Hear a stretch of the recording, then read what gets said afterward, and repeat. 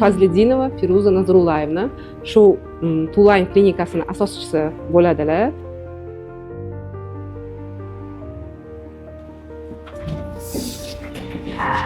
Shu klinikani ochish g'oyasi qayerdan keldi senga? Xo'p, necha pul berishim kerak?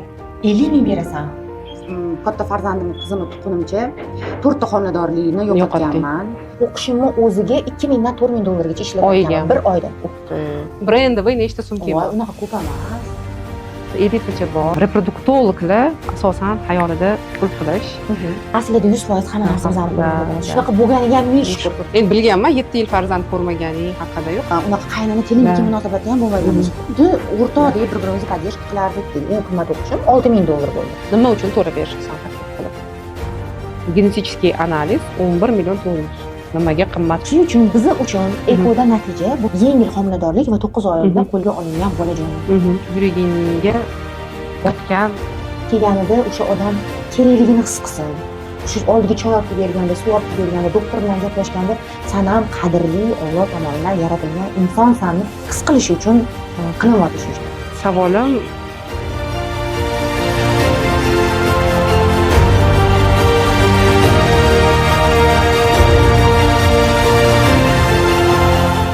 Assalomu alaykum. Men oboruvchi Malika Abdunazarova. Bu loyihada biz Toshkentdagi va butun O'zbekistondagi eng zo'r klinikalar va eng zo'r vrachlar bilan tanishamiz. Ular qanaqa shu darajaga erishgani, qancha mashaqqatlar o'tgani va mana shu klinika qurguncha qancha mehnat singani, shunaqa vrach bo'lish uchun nimalar kerakligini bilib olamiz. Bugungi meduzamiz shu klinikani yarim yilda qurib bitirgan qahramonimiz bilan tanishamiz. Ketdik.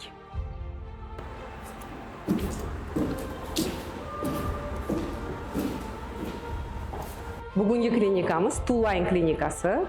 Bu reproduktiv salomatlik markazi. Demak, Tuline klinikasida mana laboratoriya bor ekan, UZD, Doppler screening, hatto bolalar ginekologi bor ekan, urolog, androlog. Demak, mana bu klinika bachadon ichi inseminatsiyasi, eko, TZ, homiladorlik kuzatuvi. Demak, Tuline klinikasini bugun biza nimaga Tuline deb nomlangan va nima uchun 1 yildan beri yopilib ketmasdan ishlayapti va nimaga bemorlar imенно shu klinikani tanlayapti. Shuni bilib olamiz. Va har bitta klinikalardan nima farqi bor buni? Qaysidir fishkasi bo'ladi, любой klinikani, shu klinikani fishkasini bugun ko'ramiz. Demak, klinika 5-qavatda joylashgan ekan, bahilalar kiyib olish kerak ekan. Ketdik. Birato'la liftda kiyib chiqamiz. Yomon ko'rganim shu bahila kiyish. Bunaqa afarat bo'lsa-da, shaq qilib kiydirib qo'ygan, shundoq qilib. Bo'lib qoladi, xudo xolisa. Demak, boshladik. Demak, 5-etajga ko'tarildik. Mana bu reception. Juda ham shinam, oq, menga yoqyapti. Anta juda ham go'zal manzara. Ko'rsanglar bo'ladi. Suv oqib o'tgan, juda ham chiroyli lokatsiya.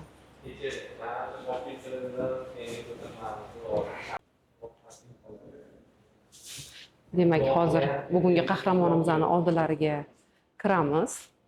Yuringlar.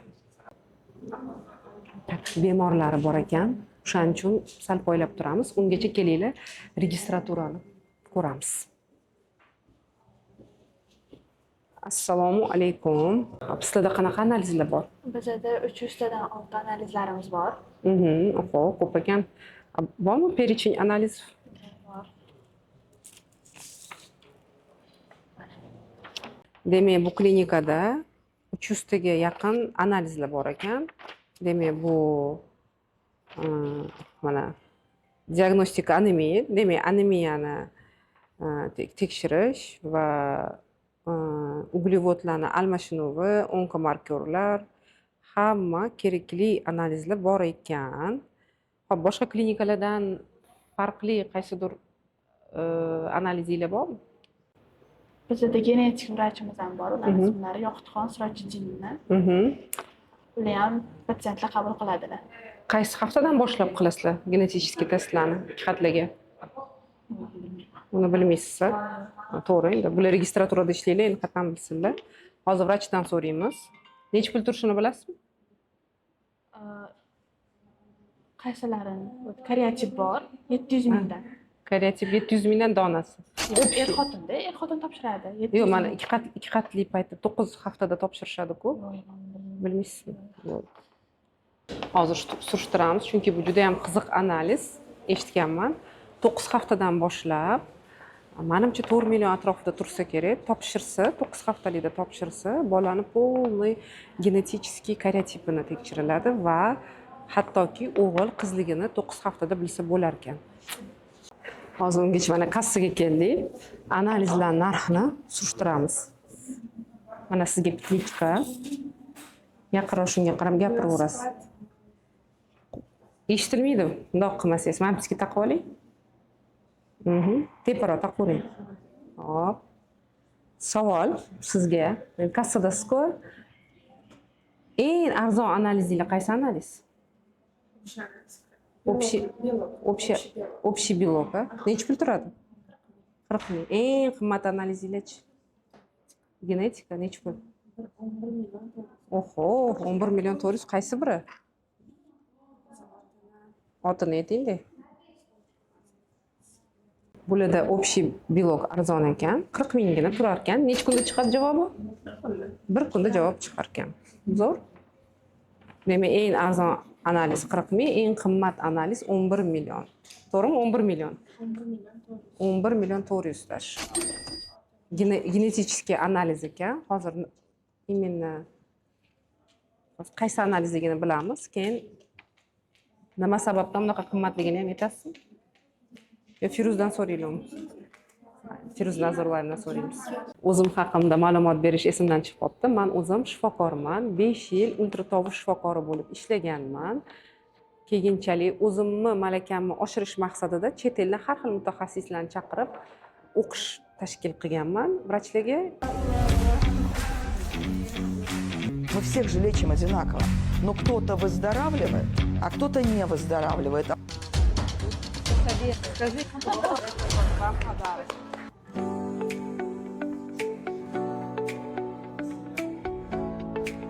то же время непростой вещи, как скрининг онкогинекологии на территории Российской Федерации.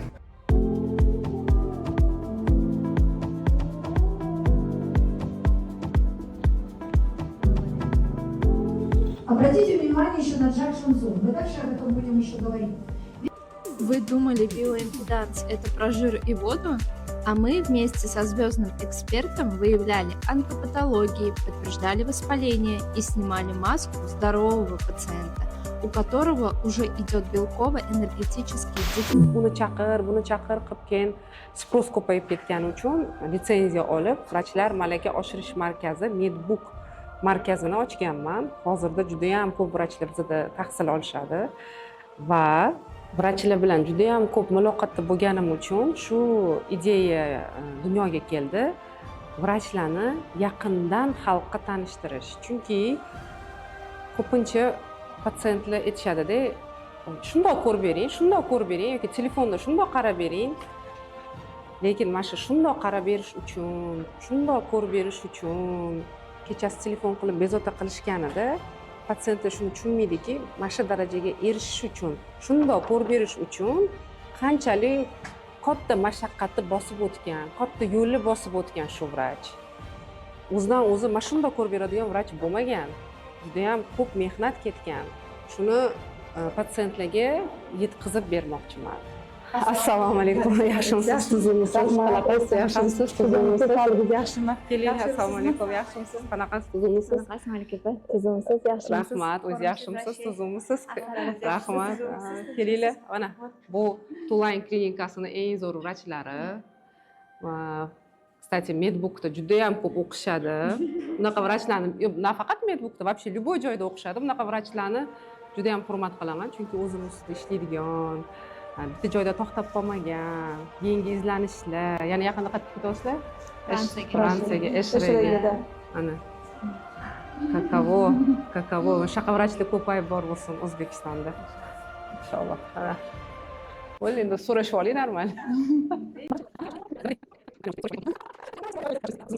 Chamayapsizlarmi? Rahmat. Hammasi Firuzga ham?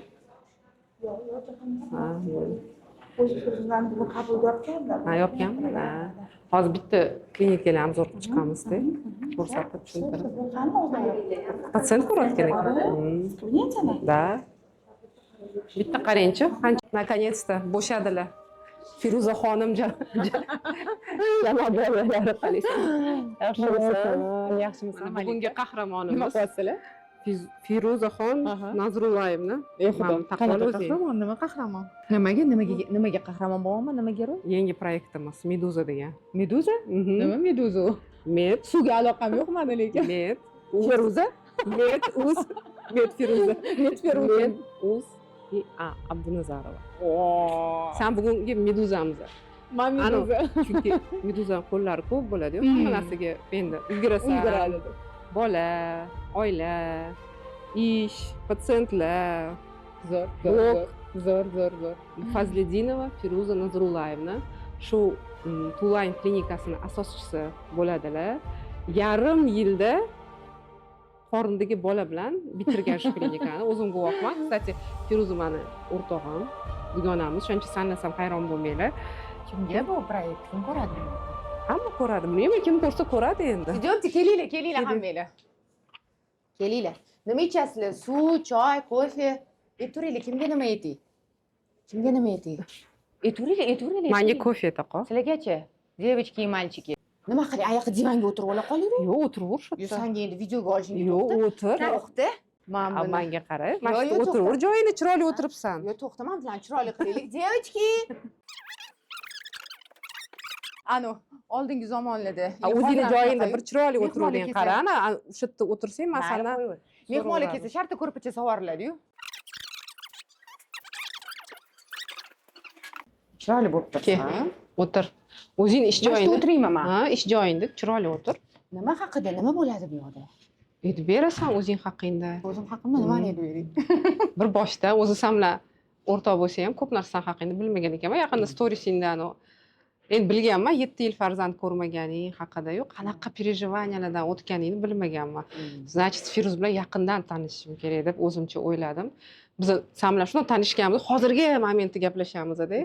Bir orqaga qaytmaganmiz. San ham menimcha tug'ilgan kunga kelganingda ancha narsani o'zing uchun yangi informatsiya haqimda olding deb o'ylayman. Juda ham ko'p. Bilmagansan-da, san ham ko'rding, gaplashmaganmiz chunki biz ham. O'shaning uchun bir chekkadan aytib berasan. Bolaligingdan boshlab, bolaligingda kim bo'lmoqchi bo'lgansan? Shifokor bo'lmoqchi bo'lganmisan? Yo'q. Oilada katta farzandman. Shifokorlarning oilasi tug'ilganman. Bizda juda ham ko'p, senga o'xshab. Bizda shifokorlarning oilasi bo'lgandan keyin tug'ilganingdan keyin почти tanlash huquqi yo'q. Bizda shifokor, bizdan tepadagilar shifokor, qayerga borsa shu shifokor bo'ladi. Menda ham xuddi shunaqa. Boshqa kasbi yo'q deb. Bolaligimda sandagi xuddi shunaqa meditsina muhitida katta bo'lganman, tibbiy muhitda katta bo'lganman. Даже bitta narsani hozir aytib ketishim mumkin. O'sha paytda, hozir aytaman, 96-yil agar odamlar kandidatga qilgan bo'lsalar, buyrak tosh kasalligi bo'yicha qilganlar, urologlar odamlar. Uyda o'sha yozib, chizib, u paytdan devorga tushiriladigan anaqalar bo'lardi. O'shani tayyorlanib o'tirardilar и постоянно bo'lmasa 5 yosh, 6 yosh qizim mochkamenная болезнь derdim. Nimaligini bilmayman, lekin qiyin so'z-ku 5 yosh qiz uchun, 6 yosh qiz uchun. Mochkamenная болезнь. Chunki odamlar qiziq tuyulardi senga tayyorgarchilik ko'rayotganlarda shu gap ko'p eshitilardi. Shunaqa muhitda katta bo'lganman. Lekin maktabga chiqqanimdan keyin esingda bo'lsa Yoshlar kanalida Yangi avlod bo'lardi. O'sha Yangi avlodda Bilag'on maslahati degan ko'rsatuv bo'lgan. O'sha ko'rsatuvda boshlovchi bo'lib qatnashganman. Qara, bilmagan ekanman bu informatsiyani. O'shaning uchun chiroyli gapirar ekansan. Aytaman, qobiliyating bor deb. Hozir ham televideniyada faoliyat olib boradi. Молодец. O'sha kichkinaligimdan davay Feruz, gapirasan, qilasan qilib menga juda ham ko'p narsani o'rgatgandilar. O'sha paytda hayolimda men faqat jurnalist bo'laman, tele boshlovchi bo'laman, tele jurnalist bo'laman derdim. Juda ham shu kasbga qiziqardim, chunki haqiqatdan mazza qilib qatnashganman o'sha ko'rsatuvda, proyektda. Lekin katta bo'lgandan keyin ota-onam nima qilasan? Bizda hammasi doktorlar, sen ham doktor bo'lishing kerak qilishgan. 10-11-sinfga o'tgandan keyin majburlikdan o'sha abituriyentlik paytimda qo'shimcha darslarga borishni boshlaganman, ximiya, biologiya va hokazo. Qatnab haqiqatdan u Kirgansan. nima deydi, aytadi-ku, geni silnее deydi-ku. Genlarim o'zini kuchini ko'rsatdimi? Haqiqatda shu Tashmiga yo'nalishga, kirganmisan, sanfiga kirganmisan. tashmiga. Tashmiga. Haqiqatda shu yo'nalishga juda ham qiziqib ketdim meditsinaga. Man kirayotgan yili как раз ikkita tashmi qo'shilib Toshkent tibbiyot akademiyasi bo'lgan.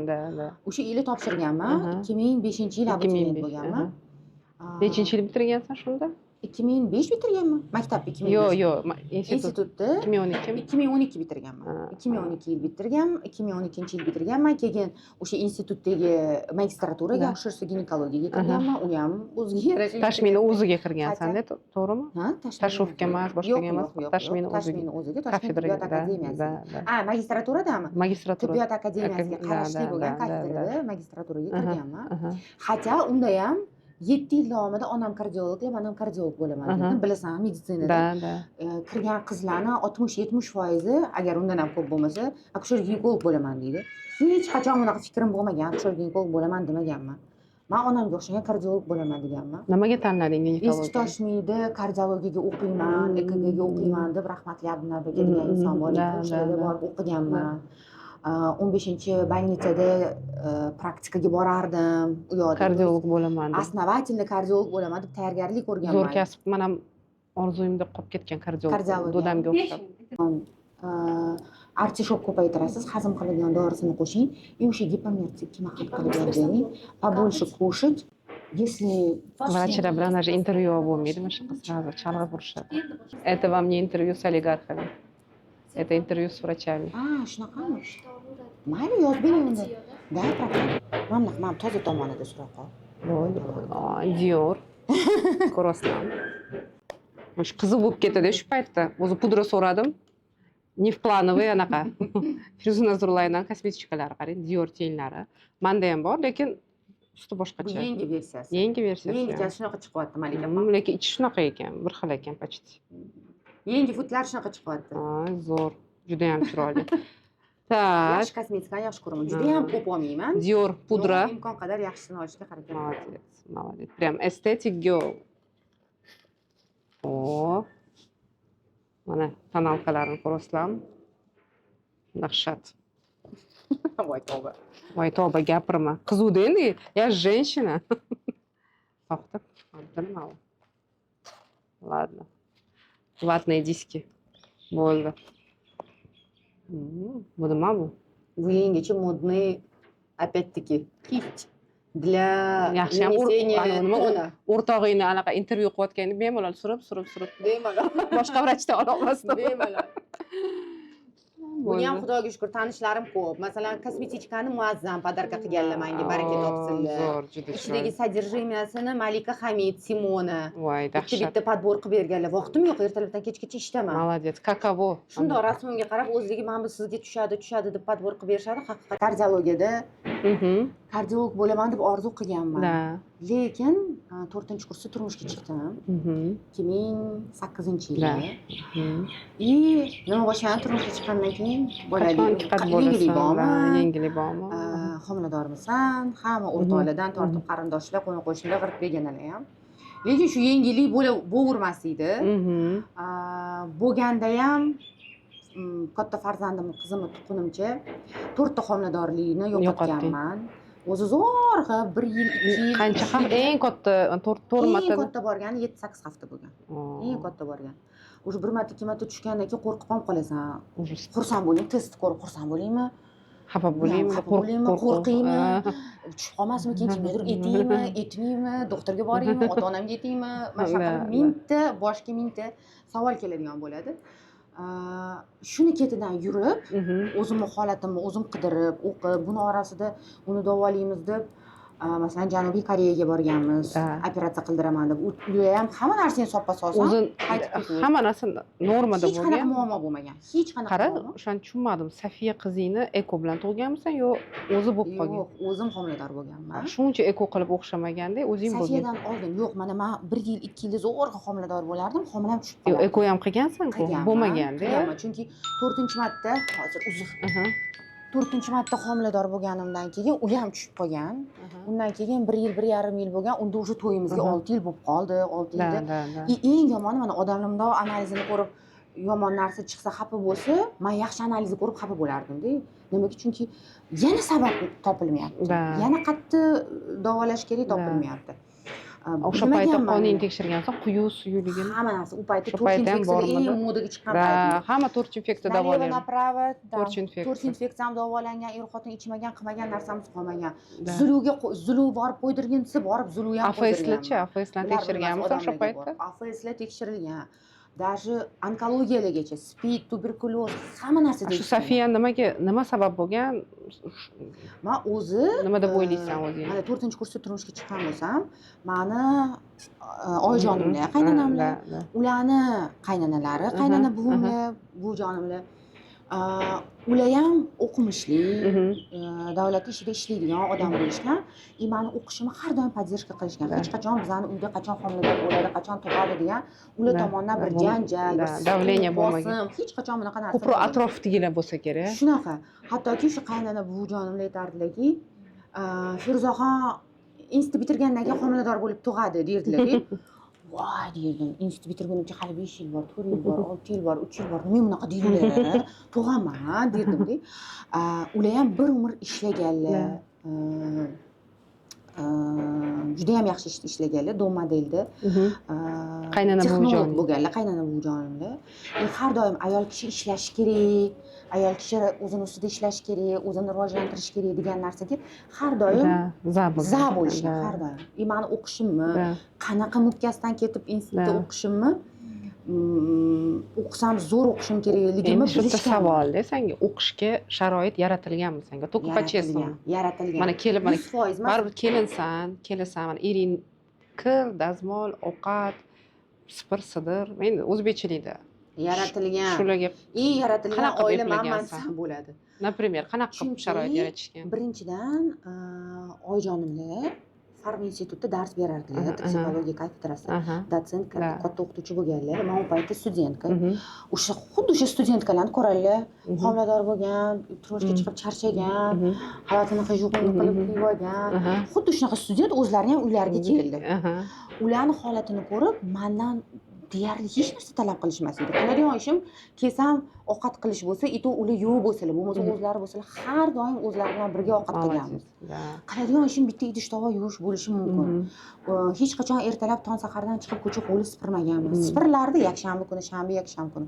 Hamma ish bilan, hamma o'zi bilan Spring qilmasmidilar? Yo'q, hech qachon unaqa narsalar bo'lmagan. Keyin oyijonimlar juda ham yosh bo'lganlar. Men 19 yoshda turmushga chiqqan bo'lsam, oyijonim o'sha paytda 40 yosh bo'lganlar. Yosh bo'lganlar, kuchlari ko'p bo'lgan. Buni kelin qilish kerak, men qilishim kerak emas degan narsa. Yosh bo'lgan ekan. Unaqa qaynona kelindagi munosabatda ham bo'lmaganmiz. Xuddi o'rtoqdek bir-birimizni podдержка qilardik. Bir xil narsalarni masalan xo'jayinga kiydirmasalar, nima kiymas ekan? Kiyadi deb turardilar. O'zlari обязательно o'zlariga yangi kiyim kechib ovsinlaring bo'lmagan? Yo'q, u paytda ovsinim bo'lmagan. Hozir bor? Hozir bor. Bitta o'zingni deng. Xuddi o'zlarini qizlarini yasatgandek kiyim kechaklar olib berib, masalan, qaynotamlar ham adajonimlar o'sha paytda juda ham anaqa zo'r kiyimlar olib kelardilar. 2 xil, 3 xil olib kelardilar. Men qaynisinglimlar borlar, ular ham turmushga chiqib ketganlar, lekin birinchi menga ko'rsatilardi. Oldin Feruzaxon tanlasin, keyin oldin Feruzaxon tanlasin, keyin unisini qaynisinglimizga beramiz. Bo'lardi. Yo'q, ular tanlasinlar ham, yo'q siz tanlab olavering deyishdi. Endi hozir menimcha qaynonang, qaynating hayot-ku ular hali, qaynating ham rohatini ko'rib faxrlanishsa kerak. Chunki baribir san bitta daraxt ildizdek bo'lsang, ildizga suv quyib, seni o'stirishganda, parvarishlab. Ular uchun juda ham minnatdorman. Menga shunaqa sharoit yaratib berishganligi, bilasan, akshursuginiklarga eng qiyin sohalardan bittasi. Men o'sha tanlayotganimda, soha tanlayotganimda ham nimani tanlay? Kстати, o'sha akshursuginekologiyaga ham o'zimni через свою боль deydi-yu, o'zimni og'riqli nuqtam bilan. O'zim bilmagan holatda mana shu sohaga qanaqa qiziqib qolganimni bilmay qolib, даже o'sha 7-kursda men tanlashim kerak bo'lgan paytda akshursuginekologiyaga kiradigan bo'lib kirib ketgan odamman-da. Kontrakt o'qiganmisan? Kontrakt o'qiganman. To'lagan kontrakt o'qiganman. Bu narsa hech qachon tema bo'lmagan. Turmushga chiqqunimcha adamlar to'laganlar, undan keyin turmushga chiqqan. oilam Молодцы. to'lashgan. Hech qachon bunaqa savol javob bunaqa savol turmagan, kim to'laydi kontrakt. O'zim ham vrach bo'lganman-ku, sovchilar telefon qilishardi-da. Kontraktmi, byudjetmi deb so'rashardi-da. O'sha onam aytardilar. O'zi vrach kelinni olgan inson mard bo'ladi. Chunki bu kelin olmaydi. Bu qancha mehnat student kontraktini to'la, o'qit, uni yana bolasiga qarab o'tir tug'gandan keyin. Nima deydi? Naоборот, nagruska ko'proq qaynanaga bo'ladi-da. O'shaning uchun faqat juda ko'pchilik xoliydi. doktor, lekin doktor kelin olish uchun ham, doktor qilib yetkazish uchun поддержка bo'lishi kerak-da. Juda katta поддержка bo'lishi kerak, katta mehnat. Nomiga kelinim doktor deyish uchun можно. Lekin haqiqatda ertaga yaxshi vrach bo'laman, поддержка kerak. Oilaga, jamiyatga foydasi tegadigan vrach bo'lsin desa, unga juda katta mehnat kerak. 7 yil o'qigan bo'lsam, 7 yil kontraktimni to'lashgan, qo'llab-quvvatlashgan. O'sha paytda qaysi sohani tanlasam ekan, shu akушерство ginekologiyani tanlasam ekan, lekin uni tanlaydigan bo'lsam, men dejurstvoda turishim kerak bo'ladi. Uyda bo'lmasligim mumkin, bu moment men ishga ketib qolishim mumkin desam, o'zingiz xohlagan, o'zingiz qiziqqan sohani tanlang. Bizga siz mazza qilib ishlashingiz kerak. Qilayotgan kasbingizdan mazza qilishingiz kerak. Akушерство ginekologiya qiziq bo'lyaptimi? Mayli o'sha sohani tanlang. Ishni haqiqatda magistraturada o'qiganimizda haftada 2 marta dejur turardik. Ya'ni men ertalab soat 8 da o'qishga chiqib ketsam, ertasi kuni soat 5 da 3 da 4 da uyga qaytib kelardim. Hech qachon nimaga dejurstvoda qolyapti, uy ishi qolib ketyapti, ovqat kim qiladi, bekor bu sohani tanlabsiz degan hech qachon bunaqa gap so'z bo'lmagan. Har doim qaysi yo'nalish, qaysi sohani nima qilaman desam ham, har doim поддержка bo'lgan. Har doim. Hozirgacha ham shunaqa. Yaxshiyamki borsizlar deyman, duoinglar, duoinglarda yuraylik deyman. Inshaalloh, umrlik uzoq bo'lsin. Duosi bekorga oltinga teng deyilmagan. Endi savolda, shu sohaga kelib qolganman. Endi sen aytsan-ku, jurnalist bo'lmoqchi bo'lgansan. Lekin shunaqa ota-onang endi boshida aytishgan, shifokor bo'lasan. Hozir afsuslanmaysanmi? Yoki paytlar bo'ladimi? Qachondir afsuslanganing? Qat'an ham. Hech ham afsuslanmayman. Hech ham reproduktolog bo'lganingga ham afsuslanmaysan. Hech qachon. To'g'ri, charchagan paytlarim bo'ladi. Ayniqsa baribir bizni xudo emas-ku, o'xshamaydigan patsientlar bo'ladi. Ayniqsa shu o'xshamaydigan patsientlar bitta, ikkita, uchta ketma-ket kelib qolsa, depressiya. Bir pasda xafa bo'lib, o'zim ham to'g'ri ishlayotganmikinman, o'zim ham yaxshi reproduktologmikinman, balki men bu sohadan keta qolarman degani sal mimolyotniy shunaqa fikrlar kelib qoladi. Lekin bir pasda o'zimni qo'lga olib, sen xudo emassan, qo'lingdan kelganini qilyapsanmi deb vijdonim bilan savol javob qilaman. Maksimalni yordam berdingmi shu paraga? Maksimalni harakat qildingmi? Bilimingni ishlatdingmi? Niyating nima edi? Ulardan pul olish, qarsiya olish, gul olish, podarka olishmidi yoki haqiqatda ularni rezultatiga yetkazishmi? O'zim bilan o'zim ozgina gaplashib olaman 5-10 minut. Gaplashib, vijdonim tinchlanganini, vijdonan qilganimni o'zimga o'zim savollarimga javob olganimdan keyin uspokoyиться qilib, yo'q. Men yana dальше ishlashim kerak. Men o'ylaymanki, o'sha bolalikdagi orzuyim yo'qolmadi. Chunki yaxshiyamki biz ulg'ayib katta bo'lgunimizcha Instagram paydo bo'ldi, Facebook paydo bo'ldi, YouTube paydo bo'ldi. To есть o'sha teleboshlovchi bo'laman, odamlarga nimadir foyda keltirib ekranlar orqali gapiraman degan orzuyim hozir amalga oshgan. Xuddi shunaqa bolaligimda o'sha ko'rsatuvni mazza qilib borgandek Instagramimni ham mazza qilib boraman. To'g'ri, ba'zi bir holatlarda ishdan tashqari vaqtim bo'lmay qolishi mumkin, lekin bir nimani o'rgansam, albatta shuni ekran orqali bo'lishkim keladi. O'sha bolalikdagi kichkina Feruzani orzusi amalga oshgan deb hisoblayman. Shu Instagramdagi. Mana o'zi gapirayotganda shuni o'ylab turdim hozir. Baribir hozir как jurnalistga o'xshab gapirasan-ku, mazza qilasan. qilib yurtaman. Bu ham bir talant. Hozir 21-asrda vrachlarga Instagram juda ham muhim. Juda ham muhim. To'g'ri. Instagram juda ham, faqat Instagram emas, umuman media sohasida o'zimizni ko'rsatishimiz muhim. Nimaga? Chunki birinchidan bu patsientlar uchun ham qulay. Oldin faqat nomi bilan emas, hozir o'zimiz ham bir nima kerak bo'lsa, sразу qanaqa ekan, kiyim olsam, boshqa narsa olsam, Instagramda oldin ko'rib, fikr bilib, gapini eshitib, haqiqatda menga to'g'ri keladimi, yo'qmi deb bilib. Undan tashqari qancha kelmasdan tavsiyalarimizni o'zida beraymi degan patsientlar bor. Oldisiga bormaganman, lekin mana shu narsani eshitib homilador bo'ldim deganlar bor. Unga qanaqa xursand bo'lamiz? To есть kuniga masalan 15 ta 20 ta patsient ko'ra olsam, lekin reelslarim orqali 200 ta, 300 ta, balki undan ham ko'p odamlarga foyda keltirishim mumkin.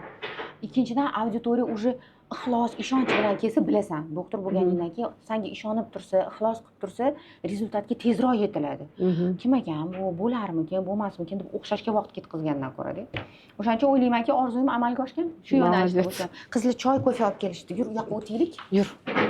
Firuz, Hossani kutgunimcha, patsient ko'rgunimcha kassangga bordimda so'radim. Eng arzon analizdan eng qimmat analiz. Eng arzon analiz bu belok, bioximiya belkadi bechdi. Общий belok показатель. Menimcha shunaqa. Eng qimmat analizing genetik analiz 11 million 400. Nimaga qimmat shunaqa? Полногеномное секвенирование deydi u analiz otini. Genetik analiz. Genetik analizlar o'zi qimmat analizlar sanaladi. Bizani o'zimizning laboratoriya bor. Hozir gaplashib bo'lganimizdan keyin bitta klinikani aylantirib chiqaman, ko'rsatib chiqaman. Imkon qadar reproduktologiyada bizga kerak bo'lgan, tavsiya etilgan analizlarimizni o'zimizga qo'yganmiz. Ya'ni оборудованиялari bor, reagentlar bor. O'zimiz 90-95% назначать qiladigan analizlarimizni o'zimiz tekshiramiz. Laboratoriya ham aslida klinikaga qo'yilgan nima uchun? Laboratoriya ishonchli bo'lishi kerak. O'zing tekshirasan, chunki o'zimiz tekshiramiz, uni kontrol qilamiz. Masalan, meni imkoniyatim bor, bir ikkita показательlar yoqmasa, сразу chiqaman. Laboratoriyadagi vrachimizga aytaman, mana bu показательlar to'g'ri kelmayapti klinika bilan. Bitta kalibrovkasini tekshiring, внешний внутренний audit qilaylik, deb tekshiraylik deb любой moment tekshira olaman. Yoki qoni qolgan bo'lsa patsient любой moment o'sha qonini ustida давайте endi mana yana tekshirib ko'raylik deb o'zim tekshira olaman, laboratoriyani tekshirib tura olaman. Laboratoriyani rezultatlariga qarab lecheniya yozaman. To'g'ri lecheniya bo'lishi uchun, rezultat zo'r bo'lishi uchun laboratoriya ishonchli bo'lishi kerak. Aniq bo'lishi kerak. Shuning uchun imkon qadar ko'p analizlarni qo'yganmiz, lekin shunaqa kategoriya analizlar bor. Masalan, o'sha kategoriyaga genetik analiz ham kiradi. O'zimizga qo'yilmagan. Nima uchun? Genetik laboratoriya birinchidan juda ham murakkab sanaladi, juda ham qimmat sanaladi. Buning uchun alohida qurilishi kerak, alohida mutaxassislari bo'lishi kerak. Masalan, hozir sen so'rayotgan analiz ham qaysi biri edi shu yerda? Genetik. Mana qaysi biri shu? Bu yerda u kiritib yozilmagan nazarcheniyada, chunki har doim ham hammaga uni ko'rmaymiz. Единичный holatlarda, masalan, qarindoshlar o'rtasida nikoh bo'lsa, oilada ketma-ket irsiy kasalliklar sababli homila nobud bo'lishi yoki tug'ilib kichkina muddatda bolalarni nobud bo'lishi holatlari bo'lsa, yoki bir xilida qabulimizga shunaqa keladi, biz xolavachamiz, amakivachamiz, to'y qilmoqchimiz, bizada qanchalik irsiy kasallik farzandlarni tug'ilish ehtimoli bor. O'shunaqa paralarga tavsiya etiladi, hammaga emas, lekin qimmat. U analiz ertalab topshirding, kechqurun chiqdi emas. 3 oy. 2 oy, 3 oy vaqt ketadi uni tayyorgarchiligiga. Shuning uchun u analiz qimmat. To'g'ri, klinikamizda u analizdan hech qanaqa foyda yo'q. Outsource asosida ishlaymiz. Ko'p klinikalar Outsource nimaligini ham tushuntir, patsient tushunmaydi. Bu masalan klinikamizda ovqat outsource. Ma'lum bir analizlar outsource. Outsource degani boshqa shu xizmatni ko'rsatadigan firmalar bilan, kompaniyalar bilan ularni shu xizmatini siz sotib olasiz. Masalan, klinikamizda o'zimiz oshxonamiz bor, lekin ovqat qilishga sharoitimiz yo'q. No, 9 dan 5 gacha ishlaymiz, xodimlar ovqat yeyish kerak. Shuning uchun ovqat masalan outsource qilinadi. Ya'ni ovqat pishiradigan joydan biz shu xizmatni sotib olamiz. Xuddi shunaqa genetik tahlil ham. O'zimizda genetik tahlil qilinmaydi, lekin shu xizmatni ko'rsatadigan, shu tahlilni qiladigan genetik laboratoriyadan biz shu xizmatni sotib olamiz. Ya'ni biz patsientdan qon olamiz, klinikani kuryeri laboratoriyaga qonni olib borib beradi, tekshiruvdan o'tgandan keyin bizga javobini yuboradi. Bu nima uchun qilingan? Aslida ayniqsa genetik laboratoriyani outsourcedan masalan na klinika bundan manfaat ko'rmaydi. Kстати, bizning analiz narxini solishtirib ko'rishsa bo'ladi. Действительно genetik analizi ustiga pul qo'yilmagan. Bu nima uchun? Har doim ham klinika qurganingdan keyin yoki bu biznes, mayli nima sohada bo'lishidan qat'iy nazar, tushadigan tushum yoki qilinadigan xizmatlarni hammasi ham tushum beradigan xizmat bo'lmaydi. Ma'lum bir kategoriya xizmatlar status uchun, qulaylik uchun qilingan xizmatlar kategoriyasi bor. Masalan, genetik tahlillar bizning klinikada shunaqa xizmatlarning kategoriyasiga kiradi. Klinika buni ustida pul ishlamaydi, foyda ko'rmaydi. Yoki ko'rsa ham minimalniy qanaqadir o'zi qoplashga ishlatiladigan foyda bo'lishi mumkin. Bu ko'proq kelayotgan patsientlarning qulayligi uchun. Masalan, men yozib berdim. Endi genetik laboratoriyaga borasiz, ayniqsa masalan bizga viloyatlardan kelishadi, qo'shni davlatlardan, Tojikiston, Qozog'iston, Qirg'izistondan kelishadi. Qatga boraman, u ko'cha qayerda deb sarson bo'lmasligi uchun shu yerga bitta kelganda, единое окно deydi-ku, bitta darcha, bitta oyna orqali to'laqonli xizmat ko'rsataylik, sarson bo'lmasin patsientlar degan ma'noda qo'yilgan. Hop, mana shu 11 million 400 lik tekshiruv nomini qaytarib yubor. Полногеномное секвенирование deydi. Ana полный genomное sekvenirованiyani Toshkentda arzonroq joyini bilsanglar, kommentariyalarda qoldiringlar. Menga ham qiziq. Patsientlarga ham qiziq, chunki balkim bordir qayerdadir arzonroq. Lekin mana Tuline klinikasida shunaqa narx, ular ham shu narxga o'zligi sotib olishar ekan. Tushunarli. Xo'p, endi Firuza Nazrullayevna deymiz. Shu darajaga erishish uchun qanaqa yo'l bosib o'tgansan? Institutni bitirganimdan keyin Endi gapirsa to'g'ri hozir juda anaqa gap ko'p, lekin qaysi o'qishlarda o'qigansan? O'zidan o'zi misol uchun hozir seni kutguncha kameraga gapirayotgandim. Patsientlar shundoq ko'rib bering, shundoq shu analizni shundoq qarab bering deyishadi-da. Keyin ko'rib bermasang, to'g'ri bitta qarab berish qiyinmi? to'ppa-to'g'ri. Sani ko'p bo'ladi unda. lekin yoki telefon eng yomoni telefonda. Men uzist Hozir bo'lganman. mikrofonni olib to'xtamay gapiraman bu temada. Telefonda shundoq Firuza Nazrullayevna lekin aytaman-da, mana shu vrach shundoq ko'rib berish darajasiga kelgunicha qanaqa qiyinchiliklar, qanaqa nima deydi, uxlamasdan kechalar o'tkazganing, qanaqa chet ellarga borib o'qiganing, qancha kitob o'qiganing, baribir O'zingga narsa sotib olmasdan. sotib olmasdan bu mashaqqat katta-da. O'zim ham shifokorman, yaxshi ham vrach uzist bo'lganman. Menga shundoq ko'rib bering deb aytisha olmasdi, chunki baribir bilishadi, apparatsiz ko'ra olmayman. Lekin sizlarda shunday analizlardan, simptomlardan tushunib olsa bo'ladi. O'shaning uchun sal tushuntirib ber. Mana shu darajaga erishguningcha mana bakalavr tushundik. Toshkent tibbiyot akademiyasini tushundik. bitirdim. Unga tibbiyot akademiyasidagi kafedrada magistraturani o'qidim, akusherlik ginekologiya sohasida. Bitirganimdan keyin haqiqatda qaynona buvjamlar aytganlaridek, bitirishim bilan o'sha oldin ko'p intervyularda aytganman, eko qildirdim, ekoyim o'xshamay, keyin o'zim tabiiy homilador bo'ldim. 8 yil kutilgan farzandim dunyoga keldi. U institut bitirishingdan keyin. Bitirishim bilan institut bitirishim bilan ekoga ketganman. Ekoyim o'xshamagan. Undan keyingi oyga o'zim tabiiy homilador bo'lib, Safiyani tuqqanman 9 oyda. Shunchalik kutilgan Ishlamagansan, ishlamaganman, dekretda o'tirganman. 1 yildan keyin yana tabiiy homiladorlik o'g'lim tug'ildi. Lekin o'sha dekretda o'tirgan paytimda ham o'qishga, ishlashga bo'lgan ishtiyoqim 2016-2017-yilda. Sen bilan 2019 o'qishga bo'lgan ishtiyoqim bosilmagan. Birinchi marta o'sha dekretda o'tirganda webinar degan so'zni, mana yaqinda 10 yil bo'ladi aytsa. Webinar degan so'zni o'sha yerda eshitganman. Seminarni bilardim, leksiyani bilardim. Webinar nima ekan? Web muhitda seminar o'tkazish webinar deb nomlanishini. O'sha paytdan rossiyskiy webinar o'tkazaman deganlardan karta orqali u paytda kartaga o'tkazishni bilmayman, kartadan ularga to'lashni bilmayman. Iltimos qilardim o'sha paytda pulim bor, lekin o'tkazishni bilmayman deb, ana chetdan narsa zakaz qiladigan bolalarga iltimos qilardim. Ular ham hayron. Tufli zakaz qil, sumka zakaz qil mandan. Qanaqadir o'qishni sotib olib berishim kerak ekan. Harakat qilib ko'raman deb yordam berishgan. Haqiqatda o'sha menga o'qish kurslarini sotib olishardi, o'tirib o'qirdim. Undan tashqari keyin yordamchim bo'lgandan keyin bolalarimga qaraydigan yonimga yordamchi olganimdan keyin ularga kattakon rahmat, ularning yordamlari bilan desam ham bo'ladi. O'zidagi o'qidim. 6 oylik o'sha malaka oshirish institutiga qarashli bo'lgan kafedrada o'zidagi o'qidim. Bolalarim kichkina bo'lsa ham shu 6 oy davomida ginekologman, baribir matka tuxumdonlarni o'zida ko'rish kerak. O'zim ko'rganim foyda deb uni o'qidim. UZDni bitirganimdan keyin boshlandi ketma-ket. Oldin bitta klinikada ishladim, o'zimga ustoz oldim.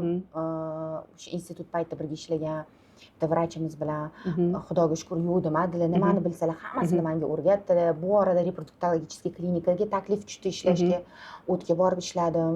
Juda ham mazza qilib, zo'r sharoitda, zo'r muhitda. Hop, shu o'qishlaringga pul to'laganmisan? Конечно. Har bitta shogird tushganingda.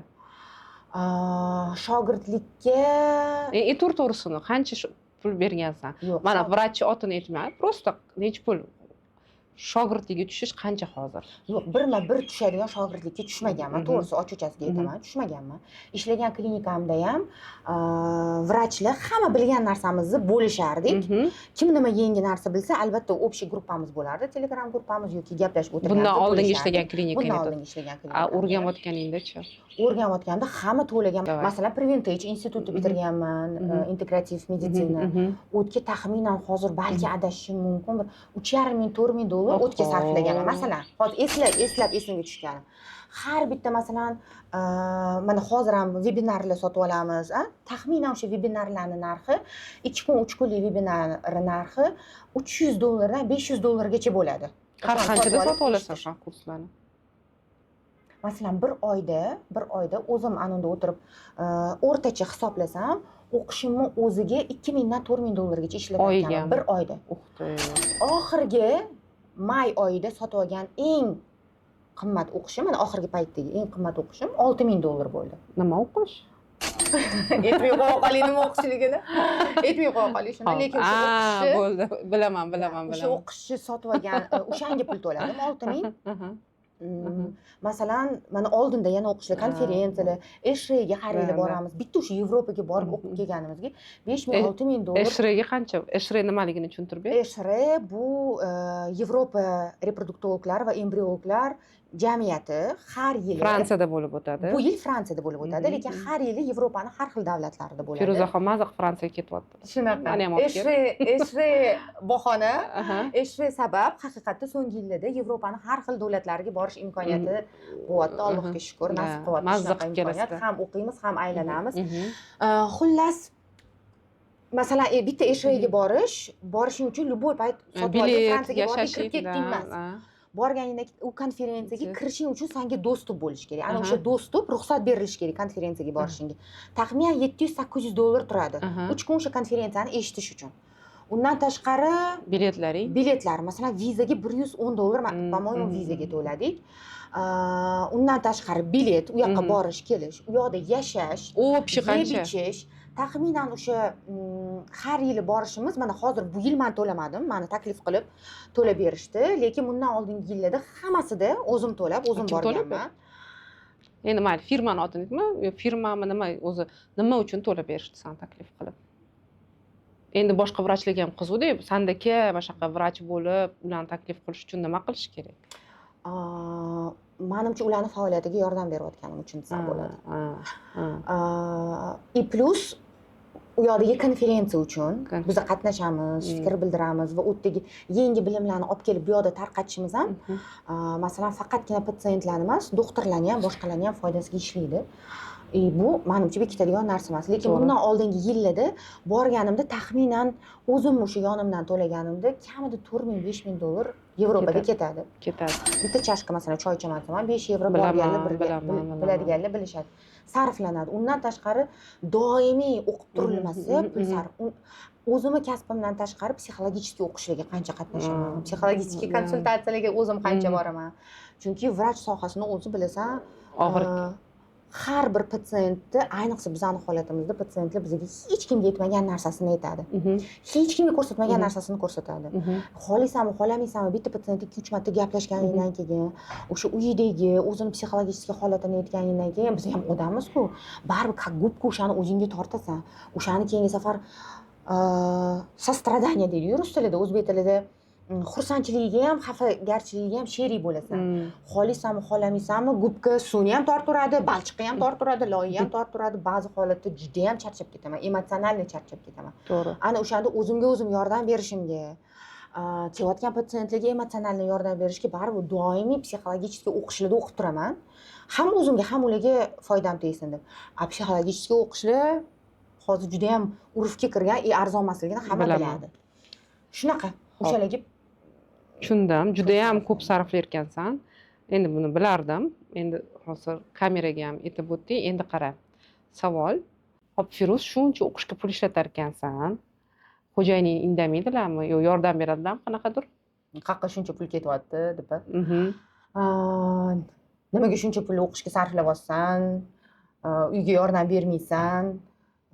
Shuncha pul topolsan, ertalabdan kechgacha yuvsan, na ayol kishi bo'lib yordam berasan, na pul topib yordam berasan deb hech qachon xo'jayinimlar aytmaganlar. Aksincha, mana hozir telefon qilib so'ragin, xo'jayinimlar necha pul topishimni bilmaydilar. Chunki hech qachon so'ramaganlar. Bizning uyda oltin qoida, ayol kishi topgan puli faqat o'ziga, nimaga xohlasa sarflashi mumkin. Nimaga sarflayotganimga ham hech qachon o'zimga xo'jayin bo'lsalar ham nimaga sarflayotganimni hech qachon so'rab surishtirmaydilar.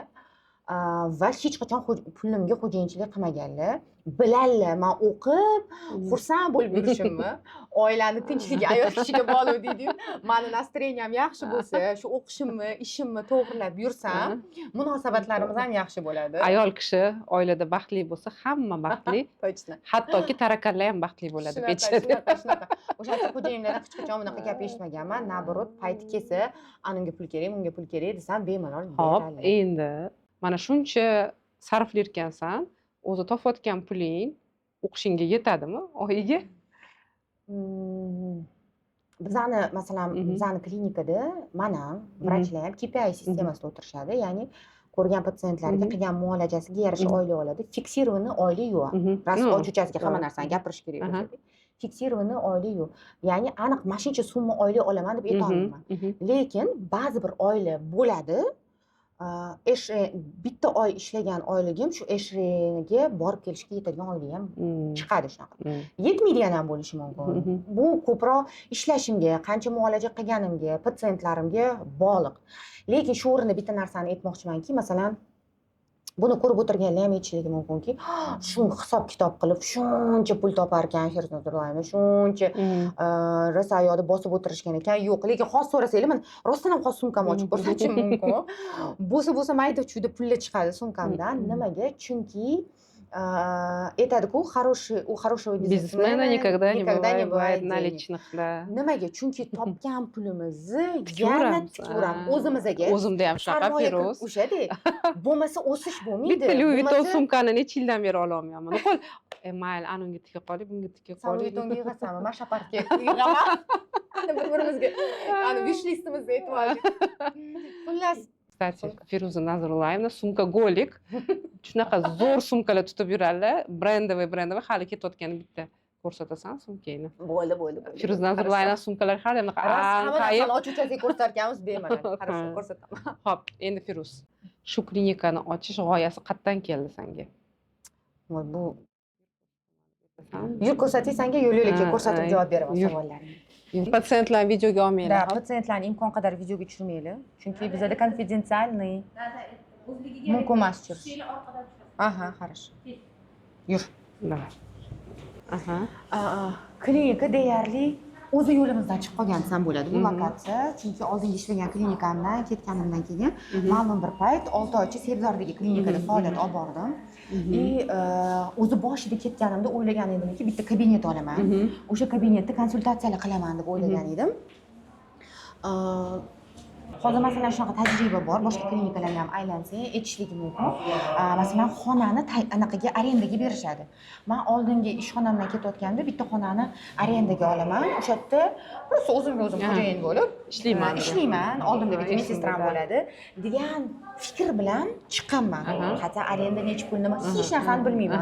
Klinikada bir oyga arendaga kabinet necha pulga beriladi bilmayman. Qayerga borishimni bilmayman. Xullas tavakkal qilib ketgan odamman desam bo'ladi. Keyin ketganimdan keyin o'sha reproduktologiический boshqa klinikada ma'lum bir vaqt o'sha o'zimga kabinet topguncha ishlab turaman degan g'oya bilan o'sha klinikaga bordim. Borganimdan keyin sekin surishtirishni boshladim. Klinikada necha pul turadi, arendali o'zi necha pul bo'ladi deb surishtirishni boshladim. Va qancha arendasi endi shu klinikaning? Klinikani bitta etajiga $4000 arenda to'laymiz. Bitta etajiga $4000 Bitta etajiga 8000? Ikkita etajiga почти 8000 ga yaqin pul to'laymiz, adashmayotgan bo'lsam. Anaqa nima deydi? Oyiga shuncha pul shuni chiqarish qiyin, juda ham qiyin, oson emas. Chunki bizda masalan unaqa katta protseduralar yo'lga qo'yilmagan. Konsultatsiyalardan ko'rayotganlar ham bilishligi mumkin. Ko'pincha operatsiyalar, muolajalar ko'proq foyda olib keladi klinikalarga. Konsultatsiyalardan unaqa katta foyda qolmaydi. Любой klinikada shunaqa. Vrach pozitsiyasida bo'lib рассуждать qilish umuman boshqacha. Lekin biznes egasi bo'lib, klinikani egasi bo'lib rassуждать qilish umuman boshqa. Shu o'rinda agar bizani vrachlar ko'rib turishgan bo'lsa, o'zim klinika ochib undan ham ko'proq pul topaman. Bemalol ishlayman, xohlaganimda boraman, xohlaganimda bormayman. Men o'rnimga meni ishimni boshqalar qiladi deb o'ylayotgan bo'lsanglar, aytib qo'y, xom xayol. Kerak bo'lsa, undan ham ko'proq. Kerak bo'lsa oshxonadagi stolni ham artib ketib qolaman. Kerak bo'lsa tualetga kirganimda it-bitlar dog'lar bo'lsa. O'zingni mehnating singani. Shunaqa servis-ku bu deb tualetlarni ham artib ketib qolishi mumkin. Chunki patsientlik esa Da. qo'yni xijil bo'lmasin deyman. Imkon qadar bu meni ishim emas, men bu yerda doktorman, men boshlayman degan umuman narsa yo'q. Medsestrani ishi bo'lsa, medsestrani ishini ham yo'l-yo'lakay qilib ketaverasiz. Chunki xuddi bolangdek. Remontiga qancha pul ketkazgansan mana shu ikkita Mana etajni? shuni men to'g'risi mana ochiq gap aytolmayman aniq. Nimaga? Nimaga? Chunki remonti bilan и вообще pulli narsasi bilan klinikani men shug'ullanmayman. Klinikani direktori borlar, Dildora Nurmatovna, pulli masalalarni, organizatsion masalalarni hammasini ular qiladi. Remont paytida ular bormidilar? Plus yana bitta bizning uchreditelimiz borlar. Ularni endi bugun aytmay kelganiga men ulardan so'ramadim, ruxsat etsam bo'ladimi sizni yo'qmi deb. O'sha pulli masalalarni uchreditelimiz hal qiladi. Nimaga? Firuznazovaning niyalari bunaqa biznes narsalarga ishlamaydi, ishlashi ham xohlamaydi. Uchredитель ayta olasanmi kimligini? Uchreditelman, yana bitta odam. Sekret. Mr. X. Mr. X. Hop, mayli. Misterliklarni aytish mumkin. Mr. X. Xo'jayining emasmi ularda? Xo'jayinlar ham yordam beradilar-ku, lekin asosiy Mr. X boshqa odam. Xullas, ideyalar kengayib boryapti. Lekin ideyalarga pul ham kerak-ku. Xo'p, necha pul berishim kerak shu ideyalarni qilish uchun deb. O'sha klinika ochgan odamlar bilan maslahat qilsam, 50 ming berasan degan gapni birinchi qulog'imga eshitganda ko'zim peshonamga chiqib ketdi. To'g'risi 50 ming. To'g'ri, o'ziga to'q oilada katta bo'lganman, lekin 50 ming ishlab topmaganman. Qo'limda 50 mingni ushlamaganman, ishlatib ko'rmaganman. Undan 50 ming nimani nimaga? 50 ming nimaga? 50 ming shu Nimasiga? quruq zdaniyani o'sha mana shu bitta etajni olib, o'rtacha unaqa wow remontdan emas, o'rtacha remont qilishga. Buni ichiga hali оборудование kirmaydi. Masalan, bitta o'zida apparat o'rtachasi taxminan 30-35 ming dollar turadi. 50 ming ustiga yana laboratoriya ochaman desam, laboratoriyaga plus 80 ming berasan. Unga yana eko laboratoriya ochaman desam, unga taxminan 200 ming, 250 ming dollar sari xarajat qilish kerak. То есть желанием oshgani sari xarajat qilishim kerak bo'lgan summa ham oshib boradi.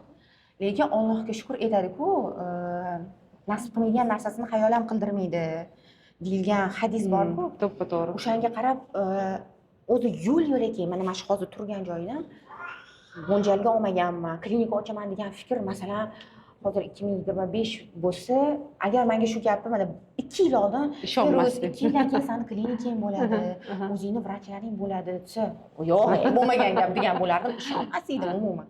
Lekin nasib qilgandan keyin o'zi Alloh kerakli odamlarni ham yoningga qo'yib qo'yar ekan. Xudoyim o'zi chevar ham dedi. yetkazib qo'yar ekan. Kerak bo'lsa, rizq nasibingni ham shunga yarasha kengaytirib, boshqa joydan dohodlar ham bir imkoniyatlar ochilaverar ekan. Shunaqa qilib shu klinika barpo bo'ldi. Sekin-sekin ochilganimizdan keyin boya aytayotganimdek, topganimiz faqat investitsiyaga. Klinika ochish o'zi emas, byuro o'zishi ham Shunaqa. Davay endi ko'rsat kabinetlaringni. Hozir mana yerda qarang, patsientlar yo'q ekan. Patsientlar yo'q ekan, kelinglar. Bu har doim reproduktor qaranglar, spermachka. Reproduktologlarning xonasida doim gullar bor, havosim keladi. Men gullarni yaxshi ko'raman. Ana uyimda anaqa qilib Reproduktor xonasi действительно homilador bo'lgandan keyin patsientlarimiz bizga gullar olib kelishadi. Alhamdulillah, deyarli har doim kabinetimizda svejiy gullar bor. Patsientlarimizga rahmat. uyingga ham olib ketasan gullarni? Uyimga olib ketmayman, to'g'risi. Chunki kunimni asosiy qismini ishxonada o'tkazaman. 9 dan 5 gacha oldigacha uydaman. Bu yoqda qanaqa chaqinab yursam, mana meni uyga ko'rishmaydi, lekin uyga shunaqa charchab boraman, umuman holim kuchim qolmaydi. Medbook sertifikatimi? Medbook sertifikati Gulshoda Sabirovnaniki. Voy, ana qanaqa Farmakologiya bo'yicha o'qiganlar. Приятно. Bunaqa sertifikatlarimiz alhamdulillah juda ham ko'p. Hammasini olsak, O'shaning uchun mana ramkada sразу ramkada beraman. Sразу o'sha boshqalar qarab qo'yishmagan, o'qishgandir-ku boshqa joyda. Unga ramka sotib olish kerak. Imkon qadar klinikani ideyasi kelganida men juda ham xohlaganman qulay klinika bo'lsin. Kirganda klinika his emas, xuddi uyga keldim degan his bo'lsin deb. Albatta dizaynerlar bilan birga ishlaganimizda dizaynerdan shunaqa ideya chiqqanki, keling, otelni obstanovkasini qilamiz. Klinikaga kirib kelganda klinika, shifoxona, hozir menga doktorlar og'riqli Bu nimaga?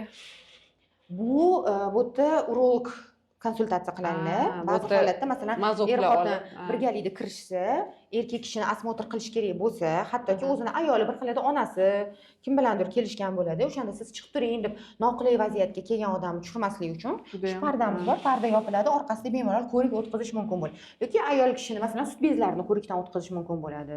Uning uchun turib, eshikni qulflamaslik uchun imkon qadar harakat qilganmiz shifokor uchun ham, kelayotgan patsientlar uchun ham qulaylik bo'lsin, o'zligini yengil his qilishsin. Klinikaga keldim, hozir doktorga kirishim kerak bo'lgan, zarrati fikr bo'lmasin deb. Mana kelgan bo'lsanglar, bilasizlar, klinikamizga kelgandan keyin qishdir, yozdir, har bir kelgan odamga предлагать qilinadi, choy ichasizmi, suv ichasizmi. Nimaga kelgan patsientlar haqiqatda har biri biz uchun qadrlangan his qilsin deb shu narsalarga harakat qilamiz. Bu значит siz epoga ketdi deb o'ylashadi. Kelinglar, xuddi shunaqa xonamiz. Bu yoqda ham. Bu ham reproduktolog xona. Bu yoqda ham medbook sertifikat anayapti. Preventage bu kimniki? Shuncha medbook, Shirin Batirnan xonalari. Shirin Batirna hozir отъездdalar, kruizdalar. Voy, mazza. Turmush o'rtoqlari bilan birga kruizga ketishgan. Lalichkani ham olib ketishgan. Yo'q-da. Mazza. Qanday o'rgan. Shirin eng zo'r vrachlarimizdan bittasi. Ishlash davomida tinmasdan ishlaydi. Ishlagan tishlaydi deydi. To'g'ri. O'sha ishchi orasida mana hozir o'tib chiqdilar. Bu Shirin kruizga Yevropaga ketishgan. Shirin Batirnan xonalari bu. Xonalari. Juda ham shinam, Shunda konsultatsiya yorqin ekan. Yorqin. Ko'pchiligi shu xona nimagadir yoqadi. Hop, ginekologichskiy kreslolarcha. Davom etamiz. Ginekologichskiy kreslo uchun patsientga, shifokorga qulay bo'lishi uchun, tashqariga chiqib, yana boshqa xonaga kirmasligi uchun xonani ichidan boshqa osmotr xonaga, o'zida xonaga kirishi mo'ljal qilib devorlarni, eshiklarni o'rnatganmiz. Mana yonimizdagi xona o'zida xona, lekin hozir kira olmaymiz. Markyor ichkarida odam bor deb ko'rsatyapti. Kuniga nechta patsient ko'rasiz primерно общий klinikada? Общий klinikada programmada bor. Taxminan masalan meni o'zim hozir kuniga 15 tacha patsient ko'rsam, har bitta vrachingda o'zi nechta ginekolog, reproduktolog ishlaydi? Reproduktologlarimiz qarash sanamagan ekanman. Nechtasizlar? Komanda. Общий vrachlarmi? Yo'q, reproduktologlar o'zi. Reproduktologlarni o'zi bizda Shirin Batirovna, Gulshoda man, Shirin Batirovna, Dildora Nurmatovna, Gulshoda Sabirovna, Lola Muxtarovna, Diyora Hasanovna, Sevara Shuhratovna, ancha ekansizlar. Diyora Hasanovnani ayting. Sevara Shuhratovnadan oxiri. 7 ta reproduktologimiz bor. Undan tashqari 2 ta ginekologimiz bor. Gulfiya Rustemovna bilan Nodira Barxatovna. Hamma kelganlar ham tug'aman deb kelmasligi mumkin. Undan tashqari genetik, urolog. Undan tashqari обязательно andrologimiz borlar, genetikimiz borlar. Haftada bir kun bizada qabul olib boradilar. Undan tashqari integrativ gastroenterologimiz borlar. O'zida vrachlarimiz bor, ikkita o'zida vrachimiz bor. IV mutaxassisimiz bor. IV ham qilasizlarmi? IVni yo'lga qo'ydik. Kelaman. Ko'rsataman. Детский ginekolog ham bormi? Borlar. Qara eslatmasang shuni aytmoqchi emasman. Детский ginekologimiz borlar, Diyora Hasanova. Juda ham bolalar bilan yaxshi til topishadilar. Patsientlari har doim bolalar ham, onalar ham, bolalar ayniqsa qizlar qo'rqib turadi-ku doktordan. Xudoga shukr, shunaqa biladilar o'zlariga располагать qilishni. O'zi savolda, masalan, meni ham 3 ta qizim bor. Hech детский ginekolog ko'rsatmaganmi? Ko'rsatish kerakmi normalda yo'q? Faqat bezovta qilsarmi? Yo'q, shart. Shart. Yaxshi ham hozir O'zbekistonda shu narsa yo'lga qo'yilib, maktablarda qizlar tekshirilyapti. Lekin tekshirilmasa, men o'ylaymanki, har bir ona qizini qo'lidan ushlab, yursam bilan doktorga olib kelishim kerak. Ayniqsa, подростковый yoshda, hali hayzi boshlanmasdan. Necha yoshdan? Agar hech qanaqa shikoyat bo'lmasa, 11-12 yoshdan olib kelish kerak. 11-12 yoshdan shifokorga olib kelish kerak. Undan oldin jinsiy rivojlanish belgilari bormi? Masalan, 9-10 yoshdan boshlanadi. Formalar boshqa bo'ladi. Birlamchi jinsiy o'zgarishlar. Qachon olib kelishadi? Ko'p holatlarda 16 yosh, 17 yosh hayzi kelmayapti, hali ham kelmayapti. Bundoq qarasang, hattoki o'sha birlamchi, ikkilamchi jinsiy belgilari ham yo'q. Aslida birlamchi, ikkilamchi jinsiy belgilar sekin-sekin o'sha 10-11 yoshdan boshlanadi. O'shani o'zidanoq qarab turish kerak. Hayz kelishidan emas, jinsiy o'zgarishlar bormi? Ya'ni ko'kragida o'zgaryapti, tukla chiqishi boshlayapti va hokazo va hokazo. Shularga e'tibor qaratish shart. To'ydan oldin обязательно. Обязательно, endi da. Bu endi da deysan, doktor. Lekin yo'q, doktorlar ota-onalar ovora zo'r mebel olishim kerak, zo'r sarpa qilishim kerak deb qanaqa to'yga. Yo'q, endi men UZIga olib borganman, UZI qildirganman, lekin именно ginekologga endi UZIga ham olib kelish mumkin. Yo'q, Turmushi chiqqan, lekin bachadoni yo'q qizlar qancha. Yo'q, обязательно. Endi o'zim ham vrach bo'lganim uchun balkim o'zim ham bilaman, unaqacha men tushunaman vaqtida necha yoshda qaysi kelish kerak, qanaqa belgilar bo'lishi kerak. Bilmaganlar lekin endi bilmaganlar обязательно. Da. Qilish shart. Dальше давай. Endi ota-onani menimcha vazifasi bu. Anaqa shunaqa xonalarimizdan Prikolniy xonalaringni ham ko'rsat. Shunaqa xonalarimizdan 4 ta. Mana hozir svet o'chsa, bu как раз belgi boshqa bu xonaga kirib ketishi mumkin emas. Bu xonada hozir ko'rik ketyapti degani. Svet o'chgandan keyin boshqa shifokorlar ham kira oladi. O'tirgan patsientlar ham bilishadiki, bu xonaga kirish mumkin. Belgi. Yaxshi. Xullas shunaqa yaxshi o'ylabsizlar. Ginekolog xonasidan bizda 4 ta. Bu ham xuddi shunaqa xonalar. 4 ta shunaqa xona. Bu direktorimiz Dildora Nurmatovnaning xonalari. Переговорочный desak ham bo'ladi. Quloq ekan. Hozir kelsalar ko'rsataman. Balki kiyayotgandirlar. Klinikadan ketgan odam rasmi turibdi. Bitta hozir boshqatdan ko'rsatdim. Ketdilarmi bular? Nimaga? Xudoga shukr, bizning klinikadan hech kim o'z xohishi bilan ketmaydi. Bu televizorni ham spesialni osganmiz. Birinchidan spesialni roliklar qilib qo'yganmizki, kelgan patsientlar ko'rib turishsin vrachlarimizni malakasi haqida. Mana masalan hozir Sevar Shuhratovning haqlarida rolik ketyapti. Sevar Shuhratov ham eng zo'r shifokorlarimizdan bittasi. Bu yerda faoliyatlaridan tashqari Central Asia University'da dars beradilar. Молодец. Ingliz tilida, kandidat mednauk, hozir doktorskiga harakat qilyaptilar. Yosh ko'rinadilar. Yosh. Sevara mendan yosh. Уже кандидат наук. Kandidat nauk, doktorskiy qilyaptilar. 3 ta farzandlari bor. Преуспевающий mutaxassis Shirinxon Batirovna mana. Xullas bir pas o'tirsang hamma vrachlarning haqida informatsiya bo'ladi. Qara, vrachlaring yosh ekan. Birinchidan qo'rqmadim. Bunaqa vrachlar olgani, keyin patsientlar kelganda, ba'zi yosh katta statusniy vrach ko'rgisi keladi-ku, opiti yo'q deb o'ylaydi. O'zing ham juda yosh ko'rinasan, hatto. Rahmat. Shunaqa bo'lmaydimi? Problemalar bo'lmaydimi? Действительно, vrachlarimiz ko'p qismi, katta qismi hattoki mendan ham yosh. Lekin hozir ham meni list ожиданияmiz bor. Xudoga shukr, klinikamizga meni ishga oling, meni shogirdlikka oling degan vrachlar, studentlar bor. Lekin bizda ishga kirish uchun qat'iy o'ziga yarasha kriteriyalar bor. Shu kriteriyalarga javob berish kerak va hozirgi ishlayotgan vrachlarning har bittasi bittama-bitta bosib bor deydi Svet. Ya'ni klinikaga ishga olishdan oldin strogiy подбор.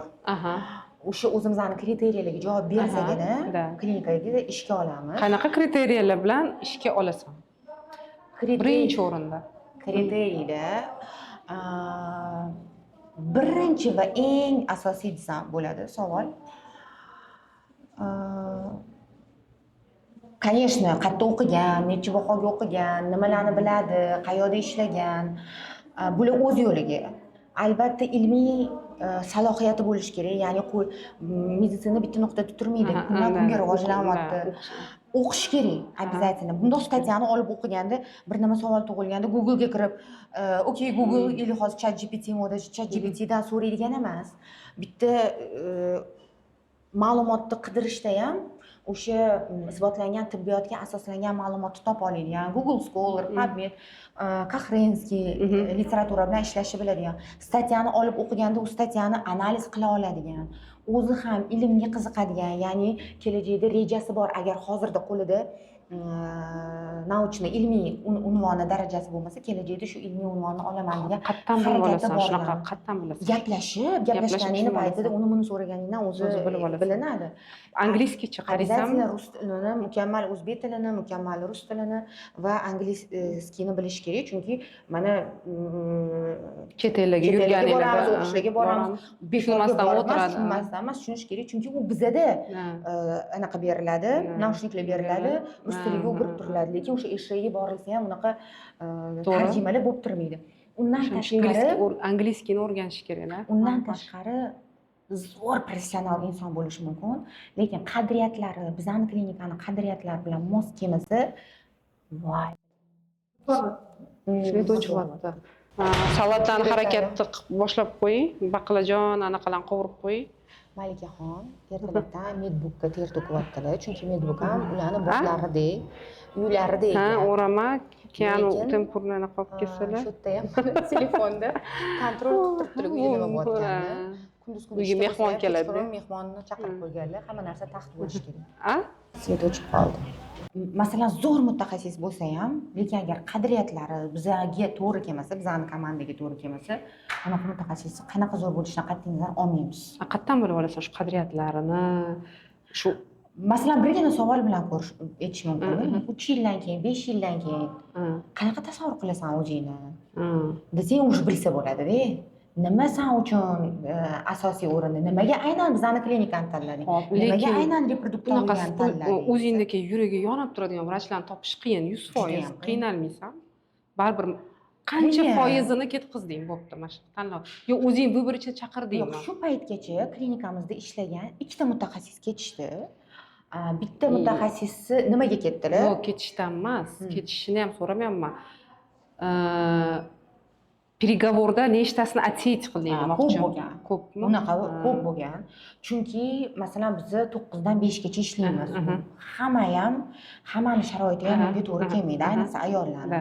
Boshni shu sababli bitta mutaxassisimiz masalan ketishga majbur bo'ldi. Chunki men har doim aytamanki, birinchi o'rinda bu bizani oilamiz.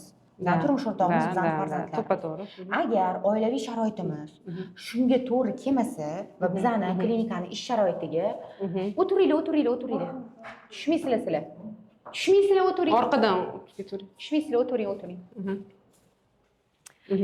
Agar oilaviy sharoiti klinikani ish sharoitiga to'g'ri kelmasa, unaqa mutaxassisga aytamizki, turmush o'rtog'ing bilan ishni urushma. Farzandlaringni e'tiborsiz qoldirma. Mana shunaqa yonligida yordamchilar, masalan, ojon otajonlik yo'qmi? Birinchi o'rinda oilang. Oilangga mos bo'lgan ish tanlagin deb aytamiz. Shunaqa bir marta shunaqa deyishga majbur bo'ldik. Yaxshi mutaxassisimiz bor edi, lekin oilaviy sharoitlarga to'g'ri kelmadi. Klinikani usloviyalari to'g'ri kelmagani uchun tushunarli. Lekin undan oldin ham o'sha собеседование payti обязательно aytiladi. Mam, nima? Ko'rsatmayman. Nega? Glazoklar turibdi, qiziq. Hazillashmoqman. Eshik bu, eshik yig'lash uchun desam. Yig'lash uchun kimga? Hozir mana bitta narsalar bor ekan, sekin chiqar. Bu bizani vid. Assalomu alaykum. Hozir story savoli. Bugun Tuline klinikasini asoschisi Firuzaxon bilan intervyuimiz. Mana qaranglar, qayerga olib chiqdi bizani Firuza. Malikadan yangi proyekt tayyor turinglar. Mabodo patsientlar eko o'xshamasa, shu tashiydi. Masalan, boshida juda ko'pchilikdan eshitganman, yoshlarni olma, nima qilasan, klinika darrov pul keltirish kerak. Mana bu yoq zaborxona, kerak ko'rsating. Bu laboratoriyamizning bir qismi, ya'ni bu yoqda qon olinadi. Ana nima preparatlar ichida? Reagentlar bor, 3 kungacha qon saqlaymiz. Vdrug o'sha patsientdan nimadir kerak bo'lsa, Bu reagentlar, to'g'ri? reagentlarda, Reagentlarni zakaz qilasizlarmi o'zinglar? Sotib olasizlar. Zo'r. O'sha boshida juda ham ko'p aytishgan. Tayyor mutaxassislarni olgin, tayyor patsient oqimi bor. To'g'ri, o'zini vrachlarni olgin deyilgan. Asan yengilani olding. Yengilani oldim. Qo'rqmasdan. Juda ham komandalarning ko'rinishi ayniqsa esimda birinchi fotosessiya qildirganimizdan keyin shunaqa bir xil o'zimni tanishlarim, yaqinlarim, umuman olganda komandalarning ko'rinishi juda ham yosh. Bu yerga patsientlarning ishonishi qiyin. Ishonch tug'dirguninglarcha necha yil vaqt o'tib ketadi deyishgan. Yo'q, alhamdulillah aytayotganimdek. Aql yoshda emas. Kelayotgan qalay kreslamiz. Maksimalni удобно olishga harakat qilganmiz. Qon topshirayotganda. Ana. Da, qon olinadi bu yoqda. Juda ham удобно. Mam ko'tariladimi? Ko'tariladi, oyog'i ham ko'tariladi. O'ta kapelnitsa ham olsa bo'ladi. Kapelnitsa olsa bo'ladi-ku, lekin kapelnitsaga bundan ham qulay joy qilganmiz. Shuning uchun bu yerda kapelnitsa qilinmaydi. Bu zaborxona, qon zaborxonada mumkin emas kapelnitsa. Chet elda o'zi mana shu qilishadi. Bizda yotib olishadi. Chet elda televizor qo'yib qo'yishadi, mana shu o'tirib ko'rishadi. Shunaqa, to'g'ri. Shunaqa. Xullas, lekin alhamdulillah yaxshi hammasi. doktorlarimizni harakatchanligi bilan, doimiy o'zligini ustida o'qishligi bilan Aha. baribir patsient his qiladi. Hozir patsientlar vrachchi nomi uchun emas, vrachchi qanchalik sani his qilyapti, qanchalik boya aytgandek sostradaniya bildiryapti, o'shanga ham juda ham katta ahamiyat beradi. Shunga ahamiyat berish kerakki, men o'zim bilaman, aql yoshda emas, aql boshda deydi. Chunki bor nechidir yil, endi не в обиду никого, nechidir yil ishlab haligacha shu darajaga erishmagan vrachlar bor, yoshlar bor, juda ham talantli. Shuning uchun menimcha yoshga qarash bu eng noto'g'ri. Yana xafa bo'lmanglar, yoshi kattalar, lekin o'sha aql yoshda emas, boshda deyman, chunki shunaqa talantli va yoshlarni ko'rganman. Menimcha 50 yil stajli vrachlar ham bunaqa bilimga ega emas. Любой savolga javob berishadi, shunaqa ko'p narsani bilishadi. Bor endi nima deydi, yosh nechidir yillab ishlab oddiy narsani gaplashganimda bilmayotgan vrachlarni ham bilaman. Nima qilish kerak buning uchun? O'qish kerak. Medbukda o'qish kerak. Medbukda emas, вообще medbukda ham doimiy o'qish kerak. to'ppa. Men hech qachon agitatsiya qilmayman, medbukda faqat o'qinglar. Вообще уважать qilaman mana sendagi odamlarni. Bitta medbukda o'qimaysan-ku, o'qib turasan, hamma o'qishda o'qiysan. Qanaqa o'qish bo'lsa bir nimadan qolib ketayotgan odamga o'xshayman. Shunaqa vrachlarni men juda ham hurmat qilaman. Bu laboratoriya boya aytganimdek. Aha, kirsam bo'ladimi? Конечно. Aha. Assalomu alaykum, yaxshimisiz? Xo'p, Laborant vrachimiz, rahmatulloh. aha, tanishganman. Terri kardinal deydi-ku, ko'zga hech kim ko'rinmaydi. ko'rmaydi. Qiyin emasmi? Hech kim ko'rmaydi. Laboratoriyada ishlash O'ziga yarasha qiyinchilik. eng qiyinchiligi nima sizlarda? Bizada Aha. analizda ko'payib ketadi, o'shanda vrachlarimiz analizni ber, tezroq ishlashni. Tushunarli. Shunaqa ko'rib turganinglarda оборудованияларni Adashib o'zimizga ketish qiyin qo'yganmiz. emasmi? Adashib ketishmi? Yo'q, adashib ketish oldin bo'lardi, o'rganguncha, keyin o'rganib olgandan keyin kamchiliklar ham kamaydi, boshqasi ham kamaydi. Eng qiyin analiz qanaqa analizlarda? Eng qiyin? Siz uchun, o'zingiz uchun. Men uchun Yomon ko'radigan analizingiz bormi? macha. Nimacha? Qalam emas. Yo'q, macha. Nima desa, men bu yoqda ishlarimni qilib turaman, kardiologiya, option analiz, bioximiya, bular o'zlari qilib turadi. U oxiriga qolib ketadi-da. Charchagan paytingizga to'g'ri kelib qoladi. Hatto tekshirish qiyin emas. Yo'q, qiyin emas lekin. Hatto tekshirish. Просто oxirida qilasiz. Ha, oxirida qilaman. Yoqmaganda уже macha qoladi. Tushunarli. Qon tez buziladi. Оборудованиyalarimiz avtomat. Ya'ni Qaysi davlat? imkon qadar Mindray firmadan olganmiz.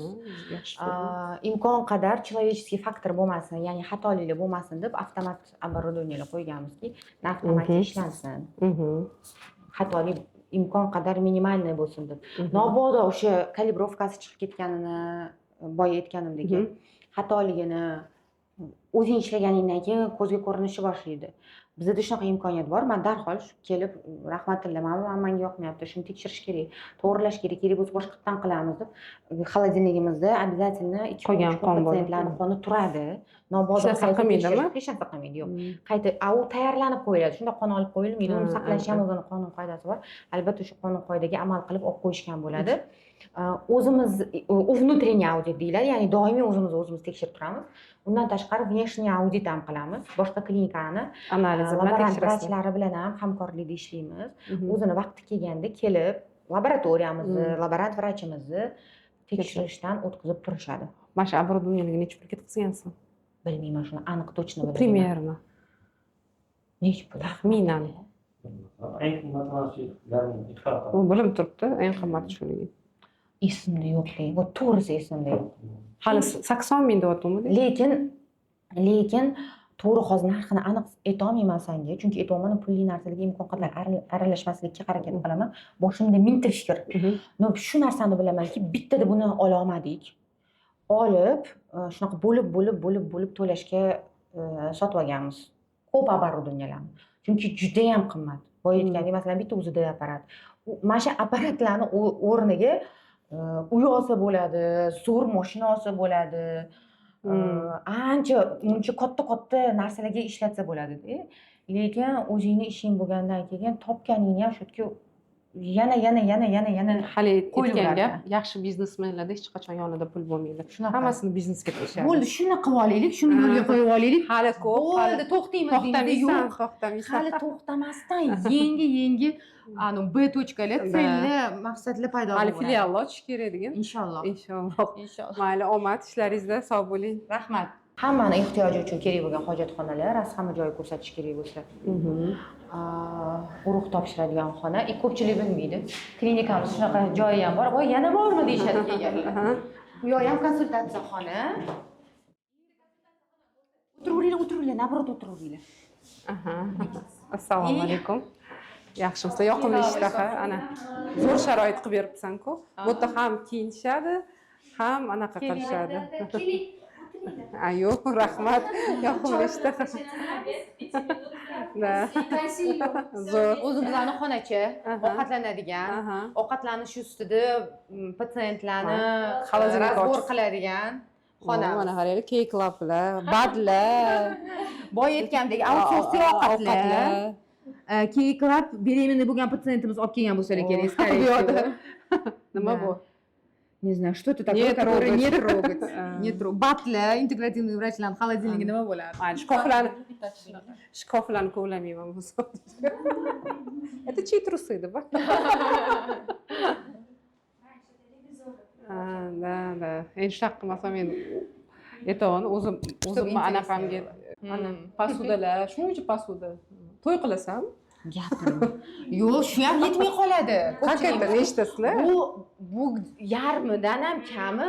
Yaxshi, hammani o'zini krushkasi bor, aralashib ketmaslik. Shunaqa. Boshqa Ham saqlanadigan chiroyli joyi ham bor. O'zi aytadi-yu, ichadigan chashkanga qarab kimligini aytsa bo'lar ekan. Ayollarga tegishli. Ko'rsatib ko'rinmadi. Ha, ko'rinmadimi? Mana, men ichganimda, men chashkadan ichgan bo'laman. Kimniki bu? Ana, ko'rdinglar. Men chashkam прикольный ekan. Shohona narsalarni yaxshi ko'rishlarni bilamiz. Yo'q, endi estetikniy. Такой To'g'ri. No stil. O'sha-ku, ano barokka tam, aristokratичный stil-ku. Mana mikrovolnovka klinikada ovqat Mana isitishga. ko'rib turganingdek ovqat qilishga sharoitimiz yo'q, lekin yeb ichishga sharoitimiz bor. Shuning uchun ovqatni outsourcing. Bitta multivarka qo'yib qo'ysang ham bo'lar. Og'riqli nuqtani gapirding. Men aytib beraymi deyapsiz. Multivarkamiz bor edi.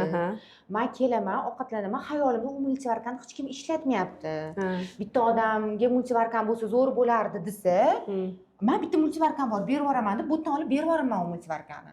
Оказывается, ishlatishar ekanmi? Оказывается, u multivarkada qizlarimiz kashalar qilishayotgan ekan, bir nimalar pishirishayotgan ekan. Shuning uchun bo'ldi, xavotir olmanglar, multivarka yana bitta olamiz dedim.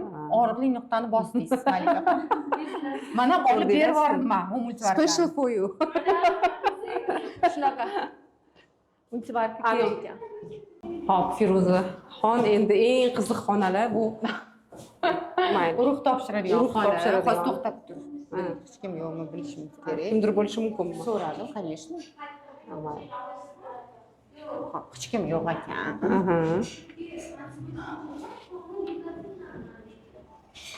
Hop. Разве это нужно показывать? Конечно, это интересно.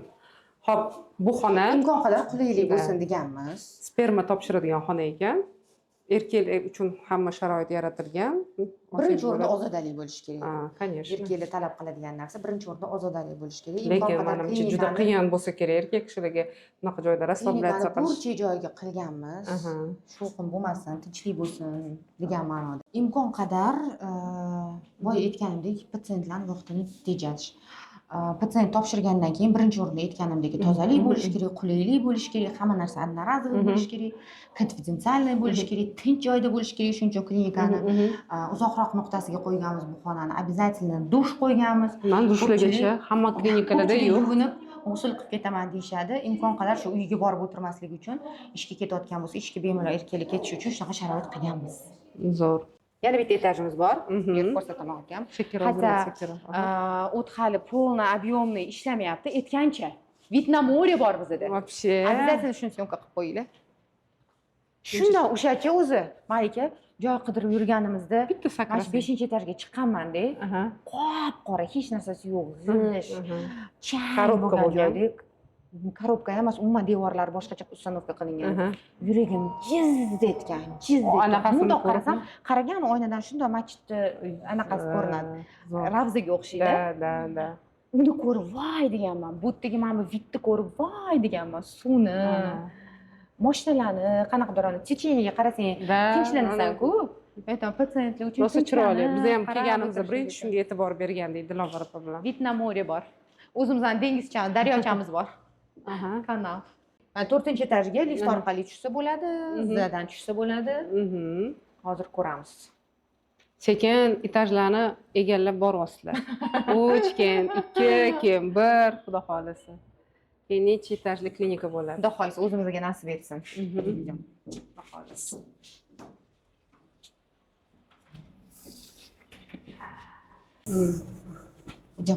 To'rtinchi Juda etajda chiroyli. Shinam. Resepsiyonimiz 4-chi etajdagi. Bu yerda vrachxonasi. Qizlar hozir vrachga tayyorgarlik ko'rishayotgan ekan. Qivirishingizni Zilola. Chiroyli. Bu yerda hozir eng asosiysi IV konsultatsiyalarimiz ketyapti. Bu xonada nima? U yerda dorilar saqlanadi. Yaxshi. Bu o'zi birinchi yo'q edi, keyin ochdinglar bu yerda. 4-etaj yo'q edi. Hammasi sekin-sekin 1 yil davomida bo'lgan narsalar. Mana mana shu xona menga qiziq. Da, shu IV xonamiz. Как patsientga. Patsient bor ekanlar, o'shaning uchun ularni bezovta qilmaslik uchun sekin gapiramiz va sekin videoga olamiz. IV konsultatsiya nechi pul? Hozir klinikamizda IV konsultatsiya 1 million turadi. U konsultatsiya oddiy vrachebniy konsultatsiyadan farq qiladi, chunki u konsultatsiya davomida patsientga faqatgina shu dorilarni olasiz emas. Birinchidan individualni faqat senga mos keladigan protokol tuziladi 10 kunlik. Undan tashqari turmush tarzing polностью belgilab otsiyanka qilib beriladi. Bir yotib ko'ring. Yo'q, конечно. Qanaqa ekan? Ke, San ham yagidalab berasan? обязательно beramiz. San quyuvding-ku o'zing. Akula. San anaqangda ko'rib. Akula tishini istamaysizmi? Akula go'shtidan sho'rva istamaysizmi? Qishda qulupni. Qishda qilibmi? Krasная икра, черная икра. Qanaqa udobnami? Juda ham. To'sin edi. Sani anaqangga nima charchaganimda IV'ga kelib shu uxlab beradigan. Shunaqa jim, yozda salqin, qishda issiq joy. Muzika, relaks. Relaks muzika qo'yib Alisani qo'ysang. qo'yib qo'ygandek o'zi. Ularni ochsang, Yaxshi. o'choq Dilobar opam bilan kelsanglar gaplashib o'tasizlar. Voy, gapirma. Zo'r, chiroyli. Ana, travinoy chaylar qilib bermaysizlarmi? Обязательно qilib beramiz. Berasizlarmi? Endi o'zingiz hisob qiladi. Yana bitta shunaqa xonamiz bor. Aslida bu palatalar posleoperatsion palatamiz, mana shu ikkita palatamiz, yana u yoqdagi bitta palata. Lekin hozircha operatsiyalarimizni bu yoqda qilmayotganimiz uchun IV'ga желающийlar ko'p, o'shaning uchun berdik. Yo'q, hech kim yo'q, qorong. Mana bu yerda bemalol ko'rsatib bo'ladi. Mashxonalari Palatalarimiz shinamgina bir ekan. xil. Imkon qadar o'sha aytganimdek uy sharoitini, otel sharoitini qilishga harakat qilganmiz. Молодец, qoyilman. Klinika sharoiti bo'lib, patsientlar qo'rquvda yotmasligi uchun, расслабиться qilishi uchun qilingan. Har bitta xonamizda o'sha Sanuzellar bor. sanuzelari bor. Qulaylik yaratganmiz. Zo'r. Knopka vызова bor. Patsientlar har bir patsientga kelgandan keyin knopka vызова beriladi. Ya'ni o'sha yotgan joylarida knopkani bosib, Knopka vызова anaqagami? Nima deydi? patsient medsestrani chaqirish yoki uchun. shifokorni chaqirish uchun. Shundoq ham shifokorlar Xabar olib shundoq ham turishadi. medsestramiz xabar olib turadilar. Lekin u bu narsa kerak bo'lsa, обязательно xabar berib. Bu EKG. EKGimiz Shu yerda ham qilasizlar EKG. qilamiz. O'z IV'dan tashqari Aytgancha mana knopka vызова. Bo'yinlariga asosi bo'ladi patsient yoki eshitding? Eshitdim. Boshqa qilib chaqiramiz. Mana kelishyapti. Ya biz bosib ko'rdik. Aytdim-ku, yugurib kelishadi. Biz bosib ko'rdik просто. Iya. Face control bilan kiriladi. Operatsionniyga yuzingni tanigandan keyingina Sen tanishmayapti. men tanishmayapti, chunki hali ustida mani ustanovka qilishmayapti. Zili Nurmat bilan tanishadi lekin. Zili Nurmat bilan tanishadi. Ana shunaqa. Bizning uyimizda ham shunaqa mundoq qilib yuzimizdan ko'rib Bu ochadi eshik. tozalik bo'ladigan xona. O'tsiz. Och. dazmol, kir moshina, Yuringlar endi ko'rib Alo. chiqamiz. хозращенный хозяйственный Хозяйственный. хозяйственный Oho. Mana kir moshina, rakovina, anaqalar, постельный бельеlar, podvor bo'ladi-yu. Podvor. Да. Shunaqa hech kimga ko'rsatish kerak emas, lekin А ko'rgilar. bu yerda endi Kelayotgan. operaционный Bu будущий. operatsionni. Aha. Hozir biza как раз o'sha embrion laboratoriyani оборудованиясini kutayotgan etapdamiz. Bu yerda katta embrion laboratoriyamiz bor, ikkita operatsionnimiz bor, andrologiyamiz bor, отдельно bo'lishi kerak andrologiya. Отдельно demak o'sha embrionlarni saqlaydigan xona. Shunaqadan iborat bo'lgan joy. Bekorga bunaqa narsa qo'ymaganmiz. Bir tomondan hozir xursand bo'lyapman ham ochilmayotganiga. Aha. Chunki begona odam bu yerga kirishga o'tishi mumkin mumkin emas. emas. Faqatgina face control bilan Face control. o'tiladi. Ruxsat berilgan yuzligini kirgiziladi. Mani yuzimni hali kirgizishmadi. Operatsiyachi, operatsiyalar qanaqa operatsiyalar? Operatsiyalar Gistroskopiyalar bo'ladimi? xudo xohlasa. Ekodan tashqari gistroskopiya, Embriolog ham bormi? andrologicheskiy operatsiyalar qilinadi. Embriologlar bor. Bor, Bor. bor. уже. Bor. Hali lekin bu yerda ishlashmaydi. Keyin ochganingda Ochgandan keyin keyin yangidan kelishadi. kelib, o'tga kelish. O'shanda ham yana bir chaqiraman o'zim. bo'ldi. Alohida kelamiz.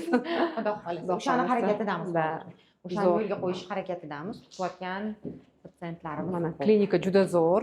Menga eng yoqqani boshqa reproduktologiya klinikalaridan farqi bu yerda ko'proq mana IV terapiya nima deydi, сразу eko emas, birinchi patsientni davolab ko'rish. Shunaqa. Firuza Nazrullayevnani bilaman.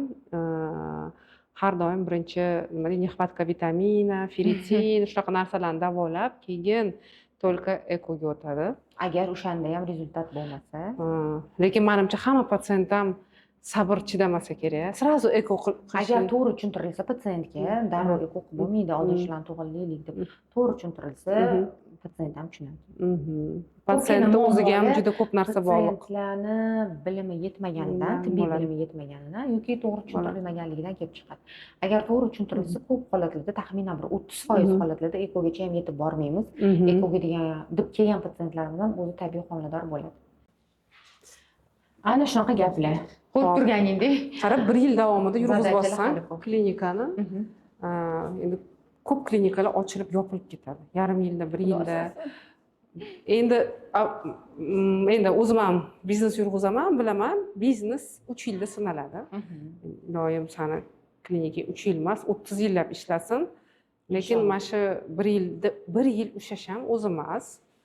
O'shanga nima deb o'ylaysan? Nima именно shu klinikani ushlab turibdi? Nimaga patsientlar kelyapti? Birinchi o'rinda o'ylaymanki, niyat.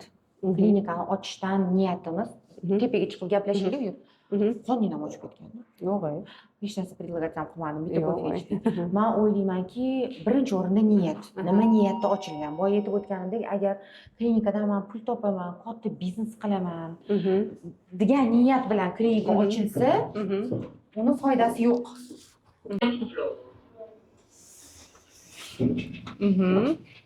Birinchi o'rinda boya aytgandek niyatda. Agar klinika ochib, boyib ketaman, pul ko'p keladi degan niyatda ochilsa, menimcha u klinika yurmaydi.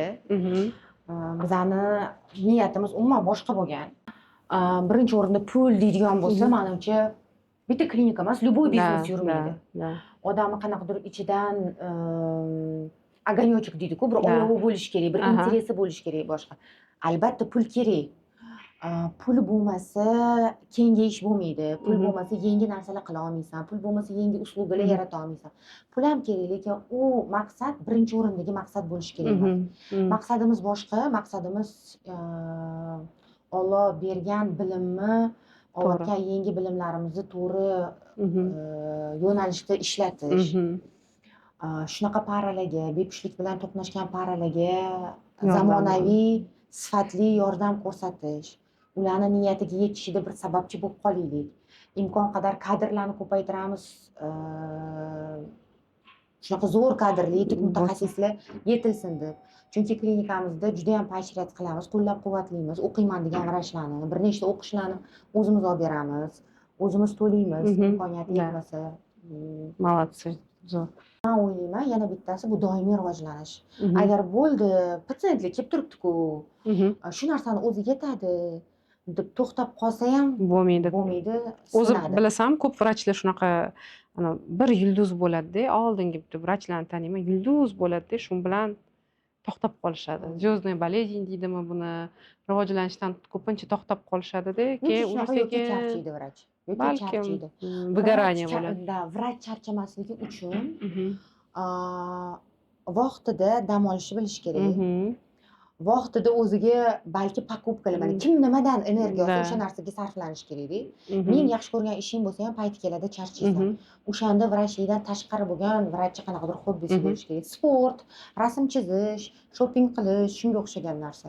Shunaqalarni qilib turish kerak. Chet elga sayohatga chiqish kerak, chunki vrachlik haqiqatda juda ham qiyin bo'lgan sohalardan bittasi. Bittasi. Vrach charchaydi. Конечно, charchaydi. O'shaning uchun vrach o'ziga chiroyli sumkalar olishi kerak. Ko'rsat sumkangni hozir. Keyin yana senga bir ikkita savollarim bor. Tayyorlab kelganman. Berishga ulgurmadim. Sumkasini birinchi ko'ring. Nima qilib o'tib oling? Chanel, ha, ke, o'tir. Chanel. Tijorat bo'lib ketyapman, bunaqa videolar qilmagan edim. Oh, Chanel.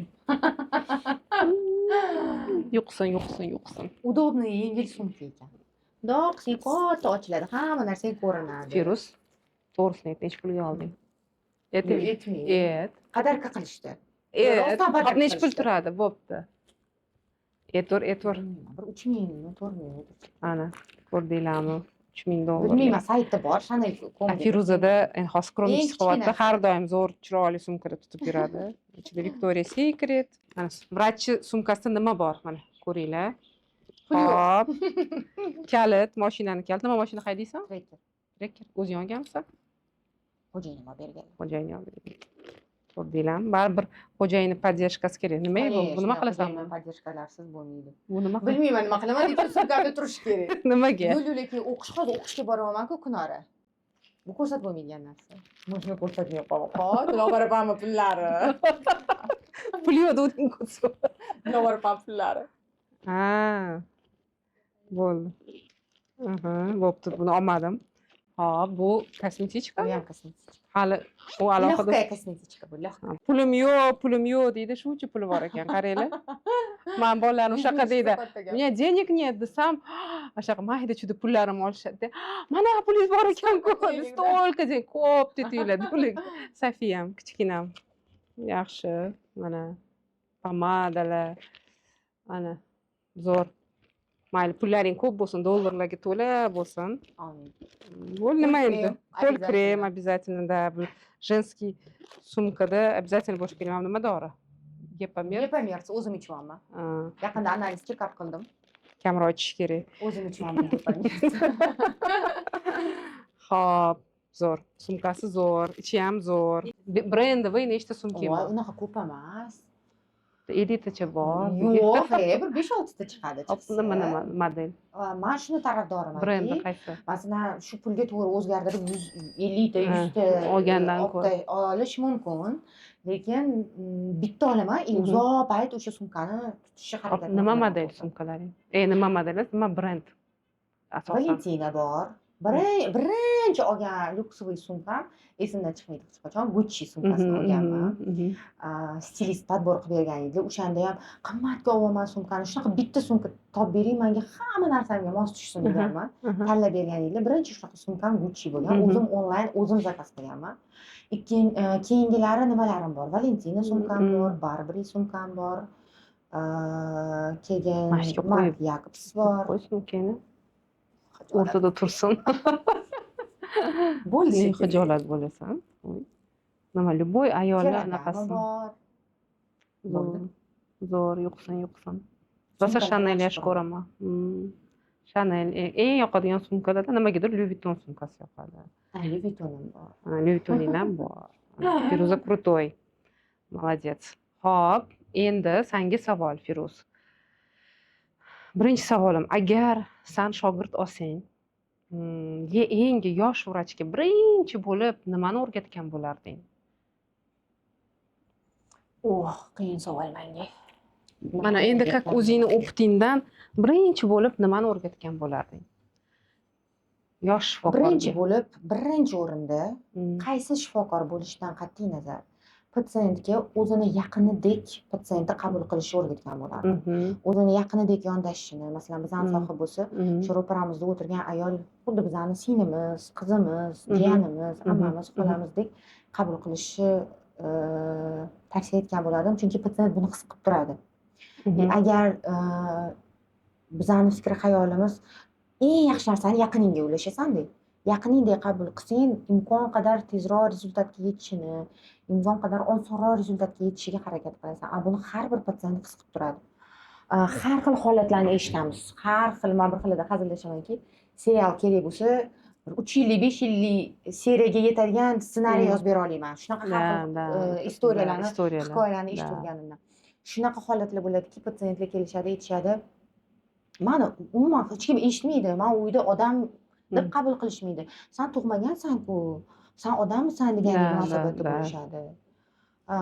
Deyishadi. Lekin imkon qadar men nimaga shunaqa klinikaga yana bitta sabab kelganida o'sha odam kerakligini his qilsin. Shu oldiga choy olib kelib berganda, suv olib kelib berganda, doktor bilan gaplashganda, sen ham qadrli Alloh tomonidan yaratilgan insonsanni his qilish uchun qilinyapti shu ishni. Yosh doktorlarga ham birinchi o'rinda sostradaniya deydi. Ko'p aytyapman shu narsani. Haqiqatda обязательно kerak shifokor uchun. Xo'p, birinchi menimcha shuni o'rgatgan bo'lardim. Tushundim. Yaxshi anaqa, endi to'g'ri. Birinchi o'rinda shifokorga bu sostradaniya o'zbekchasiga nima bo'lardi? Dardini tushunishdi. Dardkash. Dardkash balki. Xo'p, qara, endi savolim, endi har ko'p patsient ko'rgansan, necha yil bo'lgan bo'lsa-ki, shuncha patsient ko'rgan. Lekin har bitta vrachda menimcha bo'ladi bitta patsient og'ir yuragingga botgan qanaqadir situatsiya bo'lganki, esingda qolgan, qalbing origan. Qanaqadir shunaqa patsient bormi, nima bo'lgan? Baribir bo'ladi. Yig'lagandirsan, emotsiyaga, balkim yig'lamasang ham emotsiyaga berilgandirsan. Masalan, men ham o'zida ishlaganda bo'lgan shunaqa patsient. Mana eslayman, har bitta vrachda bo'ladi. O'sha tegadi gapi, yo sani qanaqadir nima deydi? Bo'lganmi, anaqangni tushiradi, o'zingga bo'lgan ishonchingni tushiradi. Hozir yo'q, unaqa patsient yo'q deb aytmoqchi edim, lekin shunaqa bitta patsient bo'lgan. Ular menga homilador bo'laman degan zaпрос bilan kelganlar. Dorilarni yozib berganman, tayyorgarlik qilganmiz. Haqiqatda homilador bo'lganlar. Keyin men o'sha paytda отпускаga ketishim kerak bo'lgan. Отпуск olib, chet elga oilam bilan sayohatga ketgan bo'lganmiz. 2 hafta Toshkentda bo'lmaganman. Kelganimdan keyin ham u patsient kelmadilar.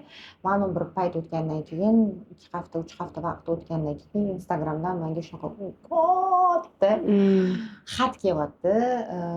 Siz meni tashlab ketdingiz, meni homilam rivojlanmay qoldi. Siz menga yozib bergan lecheniyalar hammasi noto'g'ri ekan. Men boshqa vrachga bordim. Boshqa vrach homila bo'lganini ham bilmading-a unda? Yo'q, bilganman, homiladorligini bilganman, lecheniyalarni yozib berganman. Kelganimdan keyin meni homilam rivojlanmay qoldi. Siz menga umuman noto'g'ri dorilar yozib bergan ekansiz. Boshqa vrach qabuliga borganda boshqa vrach bu dorilar umuman senga bo'lmaydi, mumkin emas deyishgan. Kstati, vrachlar hech qachon bir-birimizni absurdatsiya qilmaylik. Shu ham yomon narsa-da. Bu ham yomon narsa. Vrach bir-birini himoya qilmasa, agar biz bir-birimizni patsientlar vrachlarga ishonchi ham borgan sari kamayib ketyapti-da. To'g'ri, har bittaning o'zining taktikasi bor, lekin men vrach yomonlashiga men ham juda ham qarshiman-da. Xullas, o'shandan keyin shunaqa uzun xat, siz faqat gapirasiz, bilasizmi, shunaqa ovozingiz, meni ovozim голос. Ovozingiz shunaqa противный, прям so'zma-so'z aytyapman. Ovozingiz shunaqa противный, siz bilan odamni gaplashgisi kelmaydi. Firuzani ovozi menga rosa yoqadi, kstati. Juda ham chiroyli ovoz. Ayniqsa hozir o'zbekchada gapiryapti, bu ruschada gapirsa, как этот poet gapirayotganga o'xshab shunaqani vdохновлять qilasan-da. Mazza qilib eshitaman. Sani qanaqasiga sani ovoz ekan, ko'ryapsam, hammaga yoqmas. Kimdir triggerить qilsa kerak-da. Juda ham xafa bo'lganman. Nima uchun? Chunki haqiqatda har bir patsientni o'zimni yaqinimdek qabul qilaman. Imkon qadar qo'limdan kelgancha yordam berishga harakat qilaman. Конечно, bizning ham granitsalarimiz bor. Xizmat ko'rsatamiz, yordam beramiz, lekin xizmatkor darajasida emas. Даже xizmatkor emas, qul darajasida emas. masalan ishdan tashqari mani ham oilam bor, поддержка qilsa ham turmush o'rtog'im e'tibor talab qiladigan, farzandlarim e'tibor talab qiladigan, 24 soat onlayn 24 soat savoliga javob bera olmasligim mumkin. Lekin undan tashqari klinikani call centeri bor, savoliga javob beradi. To'g'ri. Undan tashqari O'zbekistonda tez xizmat ko'rsatish muassasalari bor, boshqa klinikalar bor, roddomlar bor. Ma'lum katta odam savoliga javob topa oladi. No imkon qadar qo'limdan kelgancha yordam qilishga harakat qilaman. Baribir shunaqa holatlar bo'lib qolar ekan. Patsientlar xafa bo'lib qolmaydimi? Ko'pincha vaqtida javob bera olmasang. Mendagi ko'p javob beradigan odam bo'lmasa kerak. Bir xillarda kechasi ham o'tirib patsientlarga javob beradi. Bilaman. Kechasi Firuz ham 3 ta ha deydi. Chunki ishdan uyga borganimdan keyin ovqatlanamiz, bolalarimga qarayman, boshqa uy ishlari. Bolalarimni uxlatganimdan keyin soat 10-11 dan keyin xotirjam o'zimga vaqtim bo'ladi. O'sha paytda sotib olgan vebinarlarimni ko'rishim mumkin, javob berishim mumkin. Patsientlarimga kelgan savollariga javob berishim mumkin. Patsientlarga ham aytamanki, savolingiz bo'lsa mayli Instagramdan yozing, to'g'ri darrov javob bermasligim mumkin, lekin javob beraman deb qo'yaman. Endi yana bitta savol. Bundan ortiq umuman uxlamasligim kerak bo'ladi agar javob beradigan bo'lsam. Chetroqga chiq deyman, o'zingdan yana mehr qo'sh qilayotgan ishingga deyman. O'sasan, qolib ketmaysan shu yerda. O'zing ham kengayasan, bunaqasiga ham kengayasan. O'zini granitsalarini qo'yyapti. O'zbekistonda bu narsa bo'lmaydi. Bo'lmaydi. Yevropada bo'ladi, lekin O'zbekistonda bu narsa o'tmaydi. Ota-onam borligiga shukur. Boyagi gapga shuni ham qo'shsa bo'ladi. Klinikani yurishiga sabab umuman ishlarimni deyman-da. Mana shu birinchi o'rinda ota-onamni, qaynotamlarni duolari, patsientlarni. Duo bering deyman. Gulam endi o'z yo'liga, shokoladlar ham o'z yo'liga, lekin eng qimmati duo. O'sha xursand bo'lib turishgan paytida chin ko'ngildan qilingan duo bor-ku, eng qimmati. Aytdim-ku, eng og'ir yuragingga botgan patsient, eng eslab qolgan, eng quvonchli mana shu garditsa qilasan, faxrlanasan. Endi unaqa случайлаring ko'p. Unaqa случайлар ko'p bilaman, lekin baribir eng mana bir yonib turgan yulduz bor bitta. O'zing juda ham faxrlanasan, mana yo'q joyidan balkim bo'lgandir. Endi bilmayman, nima случай bo'lgan, balkim senga благодарность juda katta bo'lgandir, yo qanaqadir hissa qo'shganmisan, mana shu eng eslab qolgan bitta patsienting edi. To'g'risi juda ham qiyin bittasini aytish. Alhamdulillah, rezultatlarimiz rosa ham zo'r. Patsientlar hozir ko'zingni yum.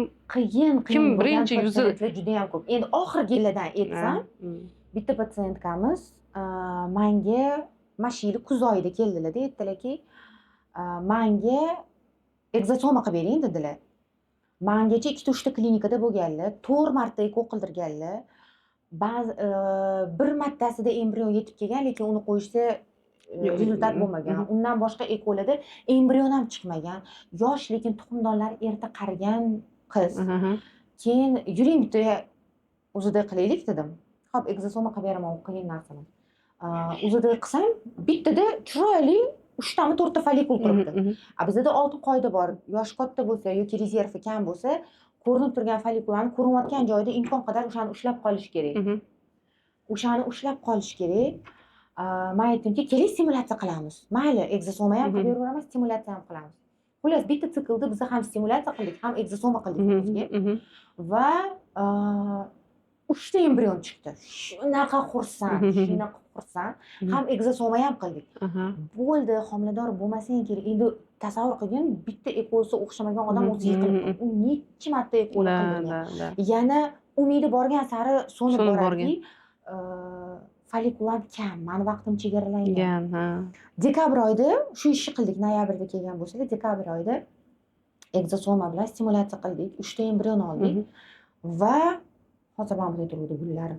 O'tgan shu hafta 3 kun 4 kun bo'ldi, tabiiy homiladorlik bilan o'zlari keldi. Voy. Tabiiy homiladorlik, o'zlarida tabiiy homiladorlik. Endi borib transfer qildiraman embrionimni deganlar deb rejalab turganimda hech ko'rmadim. Test qilsam 2 ta chiqdi. Yig'lab yotibdi. Endi bunaqa holatda yoki yana bittasi bo'ldi, mana yana bitta narsa. Mengacha bitta farzandlarini o'zi Turkiyada eko qilib tuqqan ekanlar. Keyingi eko 3 martami 4 marta eko qilingan, o'xshamagan. Men oldimga keldilar-da, aytdilarki, men yana homilador bo'lmoqchiman, lekin ekolardan rosa charchadim dedilar. 7 yildan beri shuni harakatini qilyapman, 7 yildan beri shuni ketidan yuraman, homilador bo'la olmayapman dedilar. Xo'p dedim, o'zida ko'rdim, analizlarini ko'rdim, erlarning analizlarini ko'rdim. Haqiqatda erlarning ham analizlari juda ham yomon holatda. mana hamma narsa u ayolni yengil homilador bo'lishiga qarshi. Yerida problema, o'zi nimadan nechta eko bo'lgan, homilador bo'lmagan. Lekin o'sha patsient 15 kundan keyin homiladorlikni testini ko'tarib kelyapti menga. Shunaqa paytda bilasanda, aslida 100% hamma narsa bizani qo'limizda emas. Shunaqa bo'lganiga ham ming shukr. Ming shukr bizani qo'limizda emasligi 100%. Qo'limizdan kelganini qilamiz imkon qadar. Xursand bo'laman juda ham patsient beremenniy bo'lsa. Birinchidan o'sha olgan bilimlarimni ishlatishga sharoit bo'ldi. Ikkinchidan Allohim shu odamlarni xursand bo'lishiga, shu odamlarning duosi ijobat bo'lishiga sababchi qilib bizani tanlabdi, bizani klinikani tanlabdi, bizani bilimlarni tanlabdi deb shundan juda ham yana ham 2 hissa 3 hissa xursand bo'lib ketaman. U beremennilikdan tashqari. O'zi bitta narsani sezganman, deymi? Masalan, sani kurslaringda ham bor bir nima yengil olaman-ku, yengil narsani o'rganaman. Именно o'sha patsient, Именно shunaqa patsient keladi. Именно 2-3 kundan keyin shunaqa patsient keladi. Menda ham o'zida shunaqa bo'lardi. Men aytamanki, shu Allohim kimdir duo qildi, men niyatimga yetay, men Sen borib o'qiding.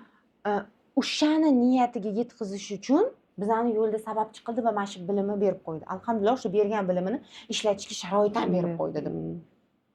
Qara. Endi yana bitta gap borda, xalq ichida yuradi. Ayniqsa ko'p oddiy ginekologlar bu gapni ham gapirishadi. Reproduktologlar asosan hayolida pul qilish, eko kerak emas bo'lgan joyda ham eko qilishadi. Nima deydi? Oddiy muolaja qilib, lecheniya yozib bersa ham bo'ladi, lekin bular aldab-suldab ekoga olib kirib ketishadi. Yo, endi ko'p gapirishadi. Oddiy ginekologlar eko qiladigan vrachlar sal yomon ko'rishadi.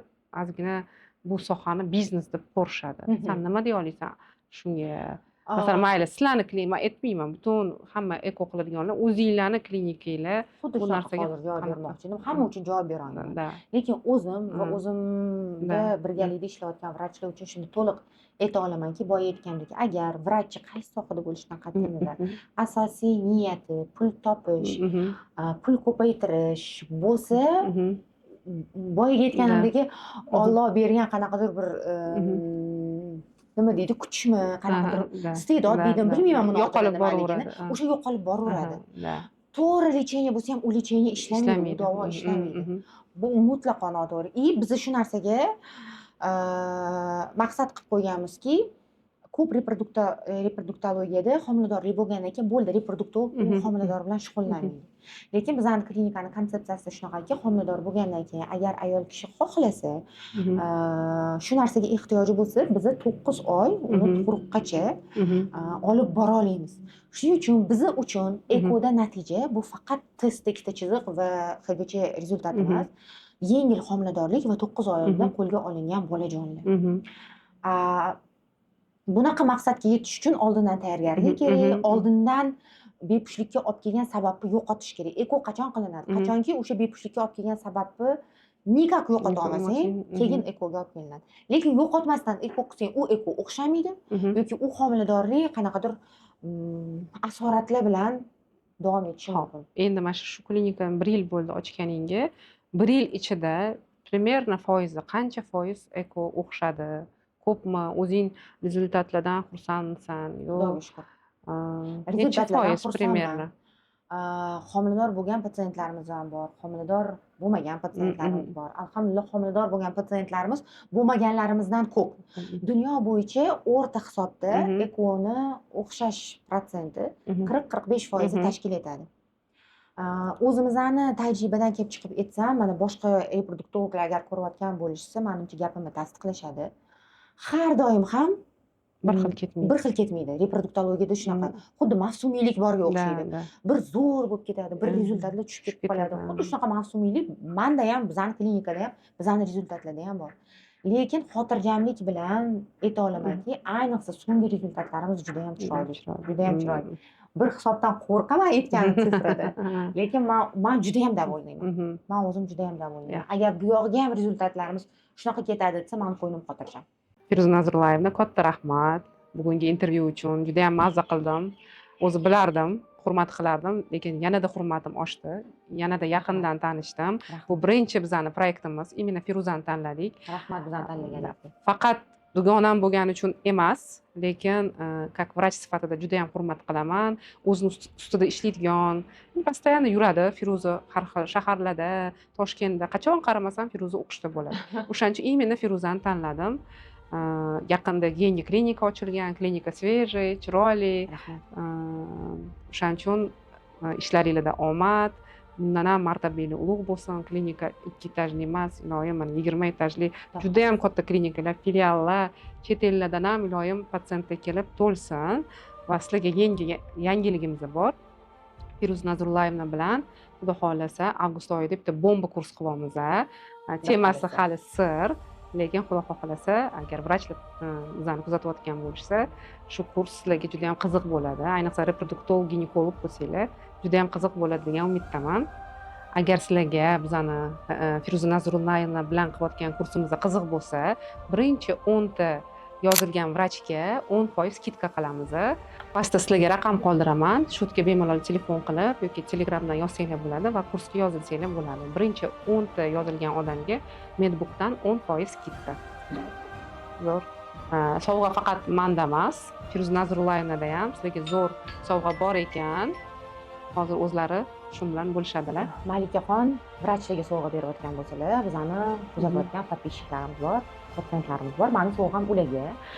Kim birinchi bo'lib shu bugun Malika bilan gaplashgan intervyuimizdan kelib chiqib, eng oxirgi o'qishga to'lagan pulimni kommentariyada yozib qoldirsa, kim birinchi bo'lsa, o'sha odamga 800 minglik konsultatsiyani sovg'a qilamiz. Agar o'zingizda reproduktologga keladigan muammo bo'lmasa, ushbu sovg'ani shu muammo bilan to'qnashgan yaqiningizga sovg'a qilishingiz mumkin bo'ladi. Kimga shu sovg'a qiziq bo'lsa, buning uchun ozgina bir ikkita условияларimiz bor, o'shalarni qilish kerak bo'ladi. Birinchisi, Instagramdagi meni shaxsiy profilimga podpisatsiya qiling. Ssilkasini albatta qoldiramiz. O'zingizda shu videomizni repost qilsangiz juda ham xursand bo'lardik. Men o'ylayman ko'pchiligi manfaatli, foydali intervyu bo'ldi. Va albatta savolimga javobni kommentariyada yozib qoldiring. Birinchi yozib qoldirganga sovg'a beriladi. Ana.